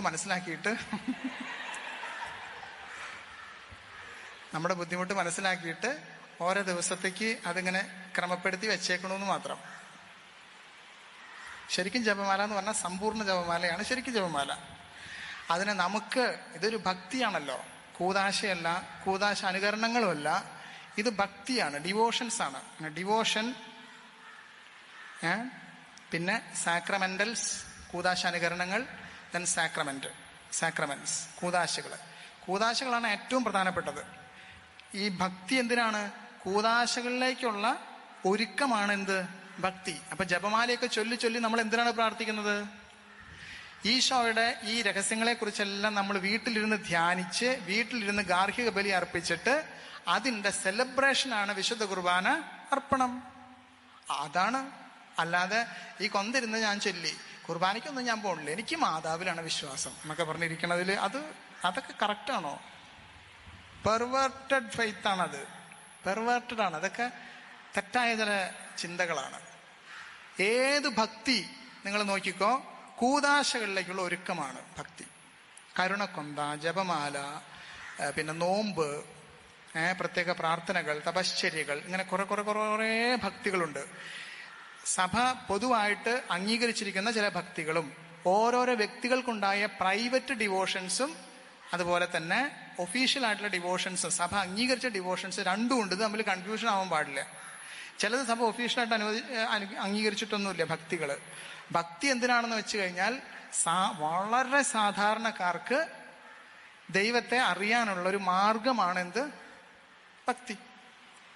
ചെറിയ കുട്ടികൾക്ക് എങ്ങനെ നമ്മൾ പഠിപ്പിക്കും? ഓഡിയോ വിഷ്വൽസ് ആണ് അല്ലേ? അവരെ ഇതൊക്കെ കാണിക്കും, ഡാൻസ് കളിക്കും, ഭയങ്കര ആഘോഷമായിരിക്കും. അപ്പോഴാണ് അവർക്ക് എന്തെങ്കിലും മനസ്സിലാവുള്ളൂ. അങ്ങനെ എന്തെങ്കിലും മനസ്സിലാകാത്തവർക്ക് വേണ്ടിയിട്ടുള്ളൊരു മനസ്സിലാക്കലാണ് എന്ത്? ഭക്തി, ഡിവോഷൻസ്. ഡിവോഷന് നമ്മൾ കയറണം എവിടേക്ക്? കൂദാശകളിലേക്ക് കയറണം. വിശുദ്ധ കുർബാന കൂദാശ നമ്മളെ സഭയുടെ കൂട്ടായ്മയിലേക്ക് കൊണ്ടുവരണം. അപ്പോഴാണ് ക്രൈസ്തവ ജീവിതം കൃത്യമാവുള്ളൂ. മനസ്സിലായില്ല ഞാൻ പറഞ്ഞത്? നിങ്ങൾ എന്നെ ഇങ്ങനെ പകച്ചു നോക്കണം. എന്താണ്? ഇയാളൊരു കത്തോലിക്ക പുരോഹിതൻ തന്നെയാണോ എന്നാണോ? എന്തൊക്കെയാണ് പറഞ്ഞുകൊണ്ടിരിക്കണത്? ആകെ കൊളാക്കി. ഇന്നലെ എത്ര കുഴപ്പമുണ്ടായിരുന്നില്ല. ഞാൻ ഭക്തിക്കുന്നതിലല്ല. കരുണക്കൊന്ത, ജപമാല, അങ്ങനെയൊക്കെ ഒഫീഷ്യലായിട്ട് അംഗീകരിച്ച ഭക്തികളുണ്ട്. നൊവേനകൾ, പ്രാർത്ഥനകൾ, പല നോമ്പുകൾ, ഉപവാസങ്ങൾ, പ്രാർത്ഥനകൾ, തപശ്ചര്യകൾ, തീർത്ഥാടനങ്ങൾ, ഇങ്ങനെ കുറേ ഭക്തികളുണ്ട്. ഈ ഭക്തികളൊക്കെ നമുക്ക് വിശ്വാസത്തിൽ വളരാൻ, തുടക്കക്കാർക്ക് വിശ്വാസത്തിൽ വളരാനുള്ള ഒരു ഊർജമാണിത്. ഇപ്പൊ ഇവിടെ ഇരുന്നിട്ട് വചനം തന്നെ ഇരുന്ന് പ്രസംഗിച്ചുകൊണ്ടിരുന്ന നിങ്ങൾ എന്ത് പറയും? ഓ, എനിക്കിത് കിടന്നുറങ്ങിയ വൈകുന്നേരം ഉറക്കം കിട്ടാത്തതാ, എന്ത് നന്നായിട്ട് ഉറക്കം കിട്ടി എന്ന് പറയും. ഒരാൾക്കും മനസ്സിലാവില്ല. എന്നാൽ വല്ല കുറച്ച് കഥകളൊക്കെ പറഞ്ഞാലോ, അപ്പോൾ എല്ലാവരും അവിടെ ഒരു വീട്ടില് ഒരു ഭയങ്കര പ്രശ്നം ഉണ്ടായി.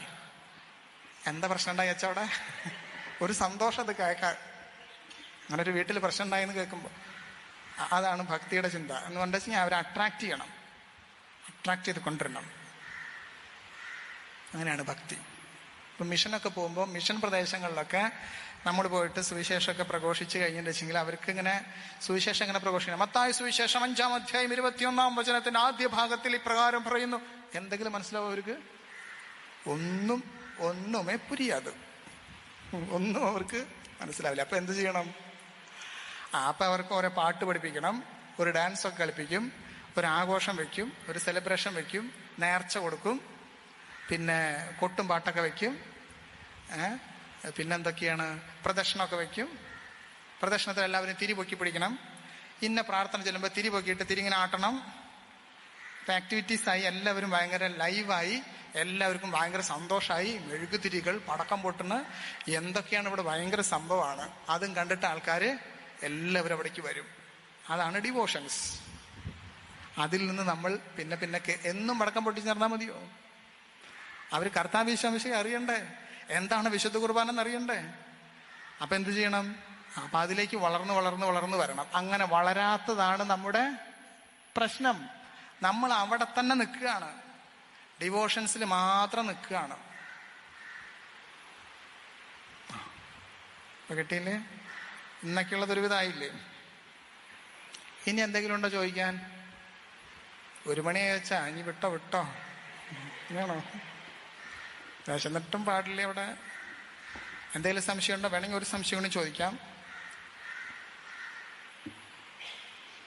ഇല്ലെങ്കിൽ അവസാനിപ്പിക്കാം. കുറെ ആൾക്കാരുടെ ചോദ്യമാണ് ഈ വേളാങ്കണ്ണി മാതാവ്, ഫാത്തിമ മാതാവ്, ഗോഡ്ലോപ്പെ മാതാവ്, മെക്സിക്കോ ആത്മാഭിഷേക മാതാവ്. അപ്പൊ എത്ര മാതാവുകൾ ഉണ്ട് ഇവിടെ? ഒരു മാതാവ്. എന്ത്?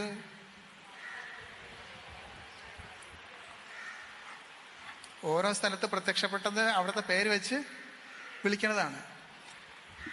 ഇതുപോലെ തൂങ്ങപ്പെട്ട കുരിശ്, സ്ലീവ കുരിശ്, ജെറുസലേം കുരിശ്, മാർത്തോമ കുരിശ്, താവു കുരിശ്, പിന്നെന്താണ്, ഉയർപ്പ് കുരിശ്. അപ്പൊ എന്തോരം കുരിശുണ്ട്?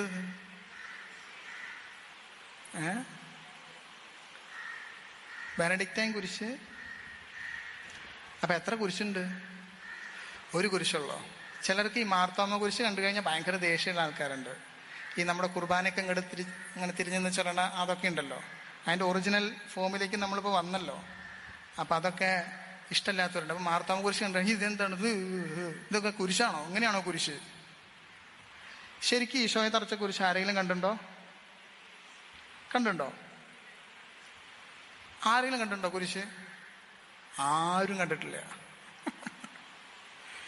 ഈശോയുടെ കുരിശുമരണം കഴിഞ്ഞത് AD 33-ലാണ്. AD 33-ഓ 34-ഓ ആണ് ഈശോയുടെ കുരിശുമരണം കഴിഞ്ഞത്. അത് കഴിഞ്ഞിട്ട് വളരെ വർഷങ്ങൾക്ക് ശേഷം കോൺസ്റ്റന്റൈൻ ചക്രവർത്തി AD 340-ലൊക്കെയാണ് മിലാൻ വിളംബരത്തോടെ ക്രൈസ്തവർക്ക് എന്ത് നൽകുന്നത്? ഈ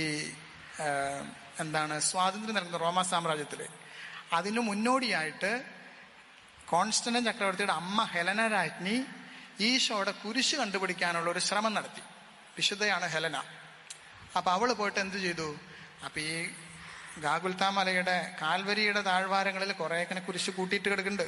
കുറെ ആൾക്കാരെ തൂക്കി കൊന്നിട്ടുണ്ടല്ലോ. അതിന്റെ കുറെ കുരിശ് കുറേയൊക്കെ ദ്രവിച്ചു പോയി. എത്ര കഴിഞ്ഞിട്ടാണ്? 300-ലാണ് വരുന്നത്. അപ്പൊ ഏകദേശം ഒരു 100-300 വർഷം കഴിഞ്ഞിട്ടാണ് ഈ മരം തേടി പോകുന്നത്. സാധാരണഗതിയിൽ മരം ഉണ്ടാവുമോ? ഉണ്ടെങ്കിൽ തന്നെ എങ്ങനെ ഇരിക്കും? അപ്പൊ കണ്ടുപിടിക്കാൻ പ്രയാസമായതുകൊണ്ട് ഒരു രോഗിയെയും കൊണ്ട് രാജ്ഞി കൽപ്പന പുറപ്പെടുവിച്ചു. രോഗിയെ കൊണ്ടുപോകാൻ പറഞ്ഞു. അങ്ങനെ രോഗി ചെന്നു. രോഗിയെ തൊട്ടൊരു കണ്ടീഷൻ വെച്ചു. തൊട്ടിട്ട് ഏതെങ്കിലും കുരിശ് തൊടുമ്പോൾ രോഗി സൗഖ്യം പ്രാപിക്കുകയാണെന്ന് വെക്കുക. അങ്ങനെ സൗഖ്യം പ്രാപിക്കുകയാണെങ്കിൽ അതായിരിക്കും ഈശോ തറച്ച കുരിശ് എന്ന് കരുതി അത് കൊണ്ടുവരും എന്നാണ്.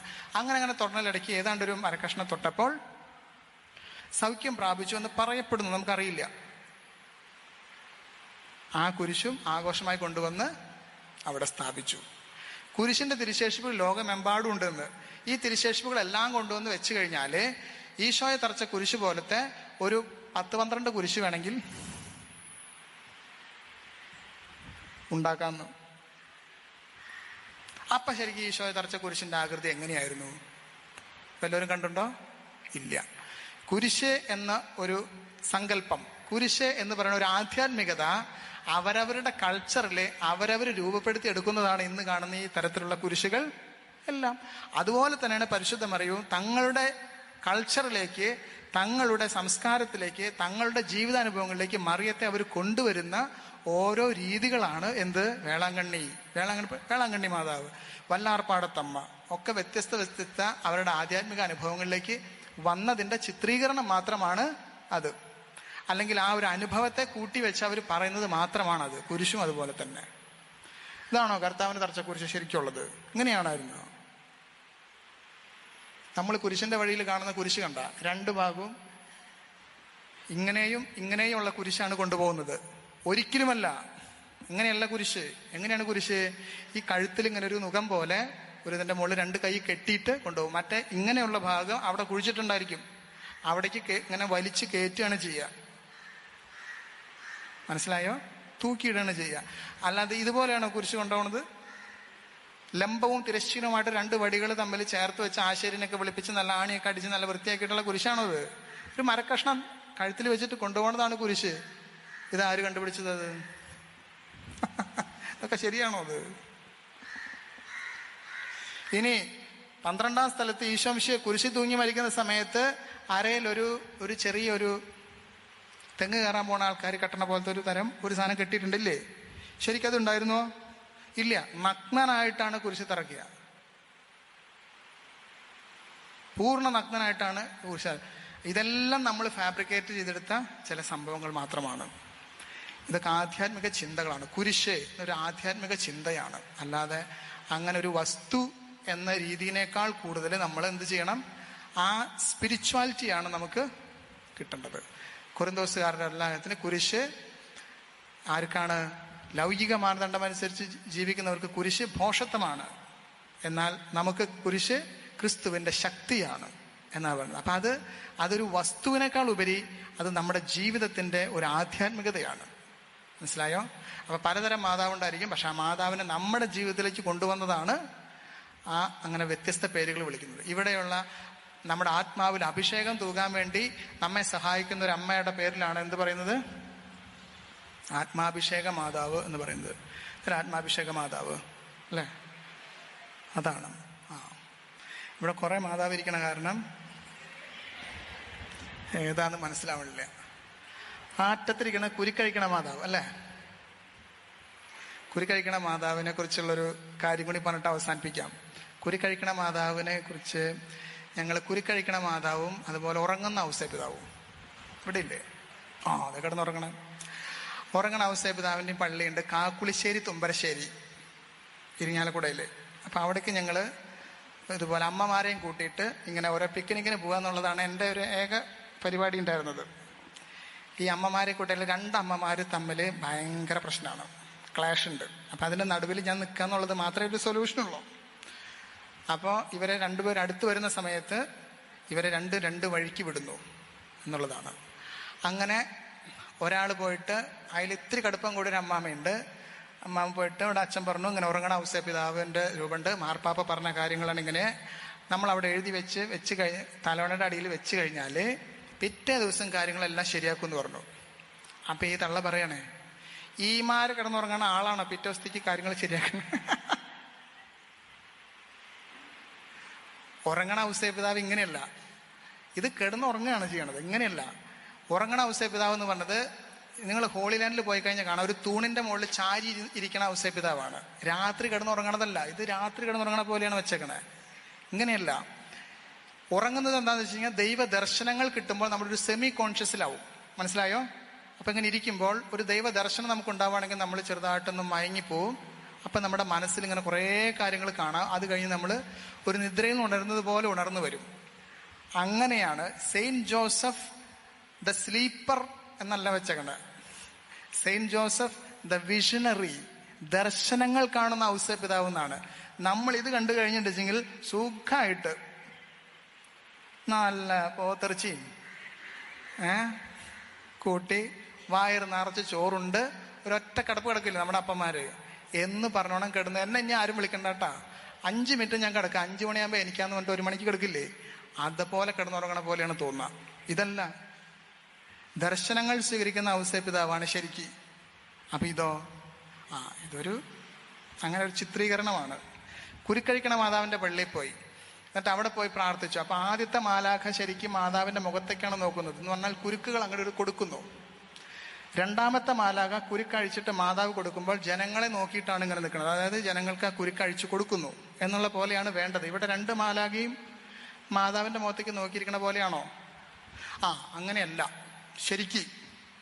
ഇനിയിപ്പോൾ അത് മാറ്റാൻ വേണ്ടി രഞ്ജിത്തച്ഛൻ്റെ അടുത്ത് പറയണ്ട കേട്ടോ, എന്നെ കടിഞ്ഞ് വിളിക്കില്ല.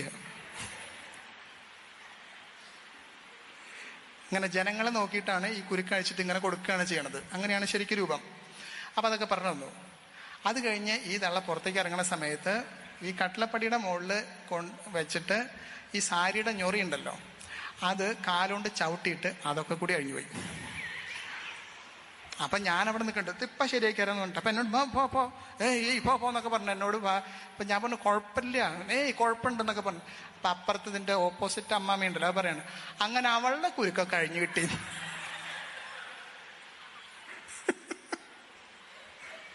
പ്രാർത്ഥിച്ചതിന് ഉപകാരമുണ്ട്, അപ്പം തന്നെ അവളുടെ എല്ലാ കുരുക്കും അഴിഞ്ഞു കിട്ടിയെന്നുള്ളു.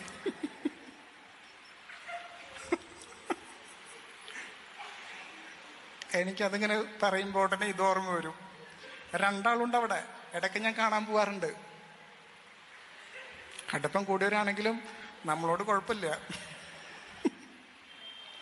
അപ്പോ ഈ കുരുക്കഴിക്കണ മാതാവ് നമ്മുടെ ജീവിതത്തിലെ കുറേ പ്രശ്നങ്ങൾക്ക് അമ്മയോട് പ്രാർത്ഥിച്ച് ഉത്തരം കിട്ടും എന്നുള്ളൊരു ആധ്യാത്മികത ചിന്തയാണ് ഈ മാതാവിൻ്റെ പ്രത്യക്ഷീകരണത്തിനും ചിത്രീകരണത്തിനും പുറകിൽ ഉള്ളത്.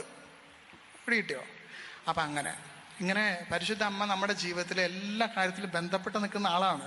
അതുകൊണ്ട് നമുക്ക് ഉപേക്ഷിക്കാൻ ഒരിക്കലും പറ്റാത്ത ഒരാളാണ്. അമ്മയെക്കുറിച്ച് ഇങ്ങനെ പറയുമ്പോൾ കുറേ കാര്യങ്ങൾ എൻ്റെ ജീവിതത്തിൽ ഇഷ്ടംപോലെ അനുഭവങ്ങളുണ്ട്. പരിശുദ്ധ മറിയത്തിൻ്റെ ഓടുള്ള പ്രാർത്ഥനയിലും അടുപ്പത്തിലും സ്നേഹത്തിലും നമുക്ക് ലഭിക്കുന്ന അനുഗ്രഹങ്ങൾ നിരവധിയാണ്.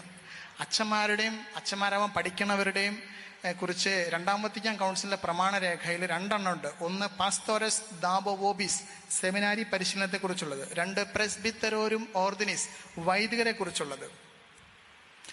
ഈ 2 ഭാഗങ്ങളിലും പറഞ്ഞിരിക്കുന്നത് പരിശുദ്ധ അമ്മയോട് പുത്രനിർവിശേഷമായ ഭക്തിയും സ്നേഹവും പ്രകടിപ്പിച്ചിരിക്കണം എന്നാണ്. അങ്ങനെ ഇല്ലാത്തവരെ വിട്ടോളാനാണ് പറഞ്ഞേക്കണേ. കത്തോലിക്ക സഭയിലെ പുരോഹിതന്മാരെ പഠിക്കുന്ന കുട്ടികളും പരിശുദ്ധ അമ്മയോട് പുത്രനുള്ളതുപോലെയുള്ള സ്നേഹവും ഭക്തിയും പ്രദർശിപ്പിക്കാവുന്നതാണെന്നല്ല, പ്രദർശിപ്പിക്കണം, മസ്റ്റാണ്, നിർബന്ധമായിട്ടും ഉണ്ടായിരിക്കണം എന്നാണ് പറയുന്നത്. അങ്ങനെ ഇല്ലാത്ത ഒരു വ്യക്തിയെ അച്ഛനാക്കാനായിട്ട് കൊള്ളില്ല എന്നാണ്. കാരണം നിത്യപുരോഹിതന്റെ അമ്മയാണ് എന്നുള്ള സ്ഥാനത്തുനിന്ന് പരിശുദ്ധ മറിയത്തെ ഒരിക്കലും അടർത്തി മാറ്റാൻ പാടുള്ളതല്ല എന്നുള്ളതാണ് സഭയുടെ ഔദ്യോഗിക പഠനം. അതുകൊണ്ട് അച്ഛന്മാരുടെയൊക്കെ അമ്മ ആരാണ്? പരിശുദ്ധ അമ്മയാണ്. ഞങ്ങൾക്ക് അമ്മ എന്ന് വിളിക്കാൻ ചിലപ്പോൾ കുറച്ച് കഴിയുമ്പോൾ ആരും ഉണ്ടാവില്ല. നാട്ടുകാരുടെ അമ്മേനെ അമ്മയെന്ന് വിളിച്ചിട്ടുണ്ടെങ്കിൽ വല്ലതും പറയും ആൾക്കാർ. അതുകൊണ്ട് ഒരു അമ്മയെ നിങ്ങൾക്ക് വിളിക്കാൻ പറ്റും. ആര്? പരിശുദ്ധ മറിയം. എനിക്കറിയാം ഇഷ്ടംപോലെ അച്ഛന്മാർ മാതാവിൻ്റെ ഒരു ചെറിയ സ്റ്റാച്ചു ഉണ്ടാക്കിയിട്ട് രാത്രി കിടന്നുറങ്ങുമ്പോൾ മാതാവിൻ്റെ സ്റ്റാച്ചു കെട്ടിപ്പിടിച്ച് കിടന്നുറങ്ങണം. അത്രയും ഭക്തിയും സ്നേഹമുള്ള അച്ഛന്മാർ ഉണ്ട്. ഒരച്ഛൻ്റെ മുറിയിൽ തന്നെ കിടന്നുറങ്ങണ ഇങ്ങനെ എണീക്കുമ്പോൾ കാണാം, അങ്ങനെ ആ ഭാഗത്ത് മാതാവിൻ്റെ രൂപം വെച്ചേക്കാണ്. എന്താണെന്നറിയോ? ആ ഇടവകയിൽ 1-2 പെണ്ണുങ്ങൾ ഭയങ്കര ശല്യമാണെന്ന് അച്ഛന്. അതുണ്ടാവുമല്ലോ, സാധാരണ അങ്ങനെ വരാൻ സാധ്യതയുണ്ട്. അപ്പോൾ ഇവറ്റങ്ങൾ ഫോൺ വിളിക്കുക, അങ്ങനെ ചെയ്യുക, അത് ചെയ്യുക, ഇത് ചെയ്യുക, ഇങ്ങനെയൊക്കെ ആകെ ഇഷ്യൂ ആയി. കാരണം എന്താണെന്ന് വെച്ച് കഴിഞ്ഞാൽ എന്നിട്ട് അച്ഛൻ എന്തെങ്കിലും യെസ്ന്നോ നോന്നോ ഓക്കേന്നോ എന്തെങ്കിലുമൊക്കെ ഇടണ്ടേ, ഇട്ട് കഴിഞ്ഞിട്ട് ഉടനെ ഇതെടുത്ത് കോമൺ ഗ്രൂപ്പിലേക്ക് ഇടുക. അങ്ങനെയൊക്കെ ആക്കിയിട്ട് അച്ഛനെ ബുദ്ധിമുട്ടിക്കാൻ വേണ്ടിയിട്ട് തന്നെ അങ്ങനെയൊക്കെ ചില അപ്പൊ ഈ അച്ഛൻ എന്ത് ചെയ്തു? ഈ ഫോൺ കൊണ്ടുപോയിട്ട് മാതാവിൻ്റെ അടുത്ത് വെച്ചു. എന്നെ കൊണ്ട് സാധിക്കില്ല, എൻ്റെ വീട്ടിൽ അമ്മോട് പറയാൻ പറ്റില്ലത്. അമ്മോട് പറഞ്ഞ എന്തുണ്ടാവും? ഭയങ്കര ബഹളാവും. അപ്പം അതുകൊണ്ട് ഇത് എൻ്റെ അമ്മ തന്നെ ശരിയാക്കി തരണമെന്നുണ്ട് അവിടെ വെച്ചു. അവള് അച്ഛനെ ഫോൺ വിളിക്കുക, അച്ഛനെ ഫോൺ വിളിക്കുക, അച്ഛനെ ഫോൺ വിളിക്കുക. നിങ്ങൾ വിളിക്കുന്ന നമ്പർ നിലവിലില്ല. ആ പെണ്ണിന് കേൾക്കുന്നത് എന്താണ്? താങ്കൾ വിളിക്കുന്ന നമ്പർ നിലവിലില്ല.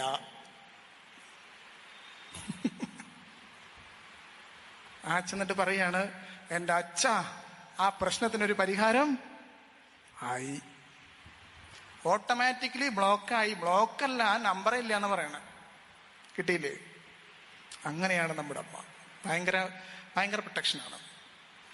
നമ്മുടെ ജീവിതത്തെക്കുറിച്ച് നമ്മൾ ചിന്തിക്കുമ്പോൾ അങ്ങനെ തന്നെയാണ്. ഈ മാതാവ് നമ്മുടെ ജീവിതത്തിലേക്ക് കടന്നു വരാൻ നമ്മൾ ഏക മനസ്സോടെ നേരത്തെ പറഞ്ഞ കണ്ടീഷൻസ് നമുക്ക് ഉണ്ടെങ്കിൽ പേടിക്കാനേ ഇല്ല, ധൈര്യമായിട്ട് മുന്നോട്ട് പോവുക എന്നുള്ളത് മാത്രമാണ് ഈ മരിയൻ കൺവെൻഷൻ നമുക്ക് പറയാനുള്ളത്.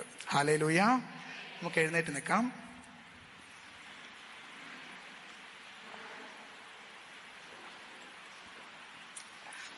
കൈകൾ കൂപ്പി പ്രാർത്ഥിക്കാം.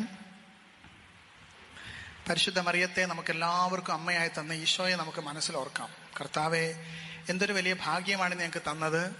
നിന്റെ അമ്മയെ ഞങ്ങളുടെ അമ്മയാക്കി കുരിശിൽ ചുവട്ടിൽ വെച്ച് യോഹന്നാൻ എല്ലാ ശിഷ്യന്മാർക്കും നൽകുന്നതിന്റെ പ്രതീകമായി നൽകിയല്ലോ. എൻ്റെ ജീവിതത്തിലെ പരിശുദ്ധ അമ്മ യോഹന്നാൻ സ്വീകരിച്ചതുപോലെ ഞാൻ സ്വീകരിക്കുന്നു.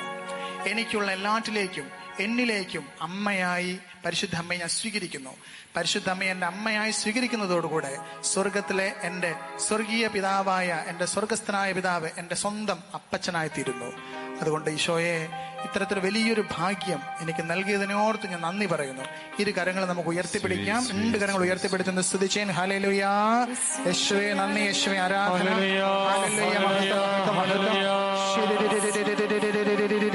യേശുവേ നന്ദി, യേശുവേ നന്ദി. ആരാധന, ആരാധന, ആരാധന.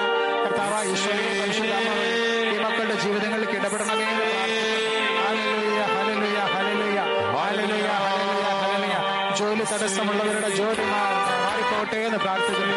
രോഗികളായിട്ടുള്ള മക്കളെ രോഗങ്ങൾ സൗഖ്യം പ്രാപിക്കട്ടെ എന്ന് പ്രാർത്ഥിക്കുന്നു. ശാരീരിക മാനസികമായ തടസ്സമുള്ളവർ അതെല്ലാം സൗഖ്യപ്പെടട്ടെ എന്ന് പ്രാർത്ഥിക്കുന്നു. ഈശോയുടെ നാമത്തിൽ പരിശുദ്ധമ്മയുടെ മധ്യസ്ഥയിൽ പ്രാർത്ഥിക്കുന്നു. പരിശുദ്ധാത്മാവ് നിറയട്ടെ, നിറയട്ടെ, നിറയട്ടെ, നിറയട്ടെ. Hallelujah, hallelujah, hallelujah.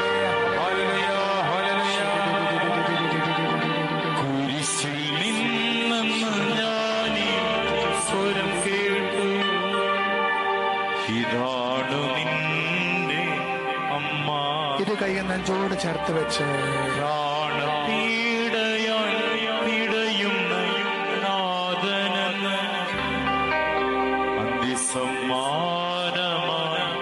എനിക്ക് നൽകി. ചേർന്ന് പാടാം.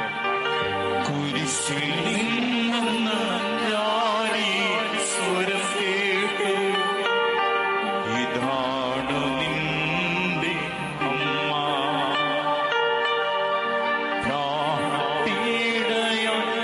പിടയുന്ന നാദനെന്ന് അന്ത്യസമ്മാനമായി എനിക്ക് നൽകി. 2 കൈകൾ ഉയർത്തിപ്പിടിച്ച്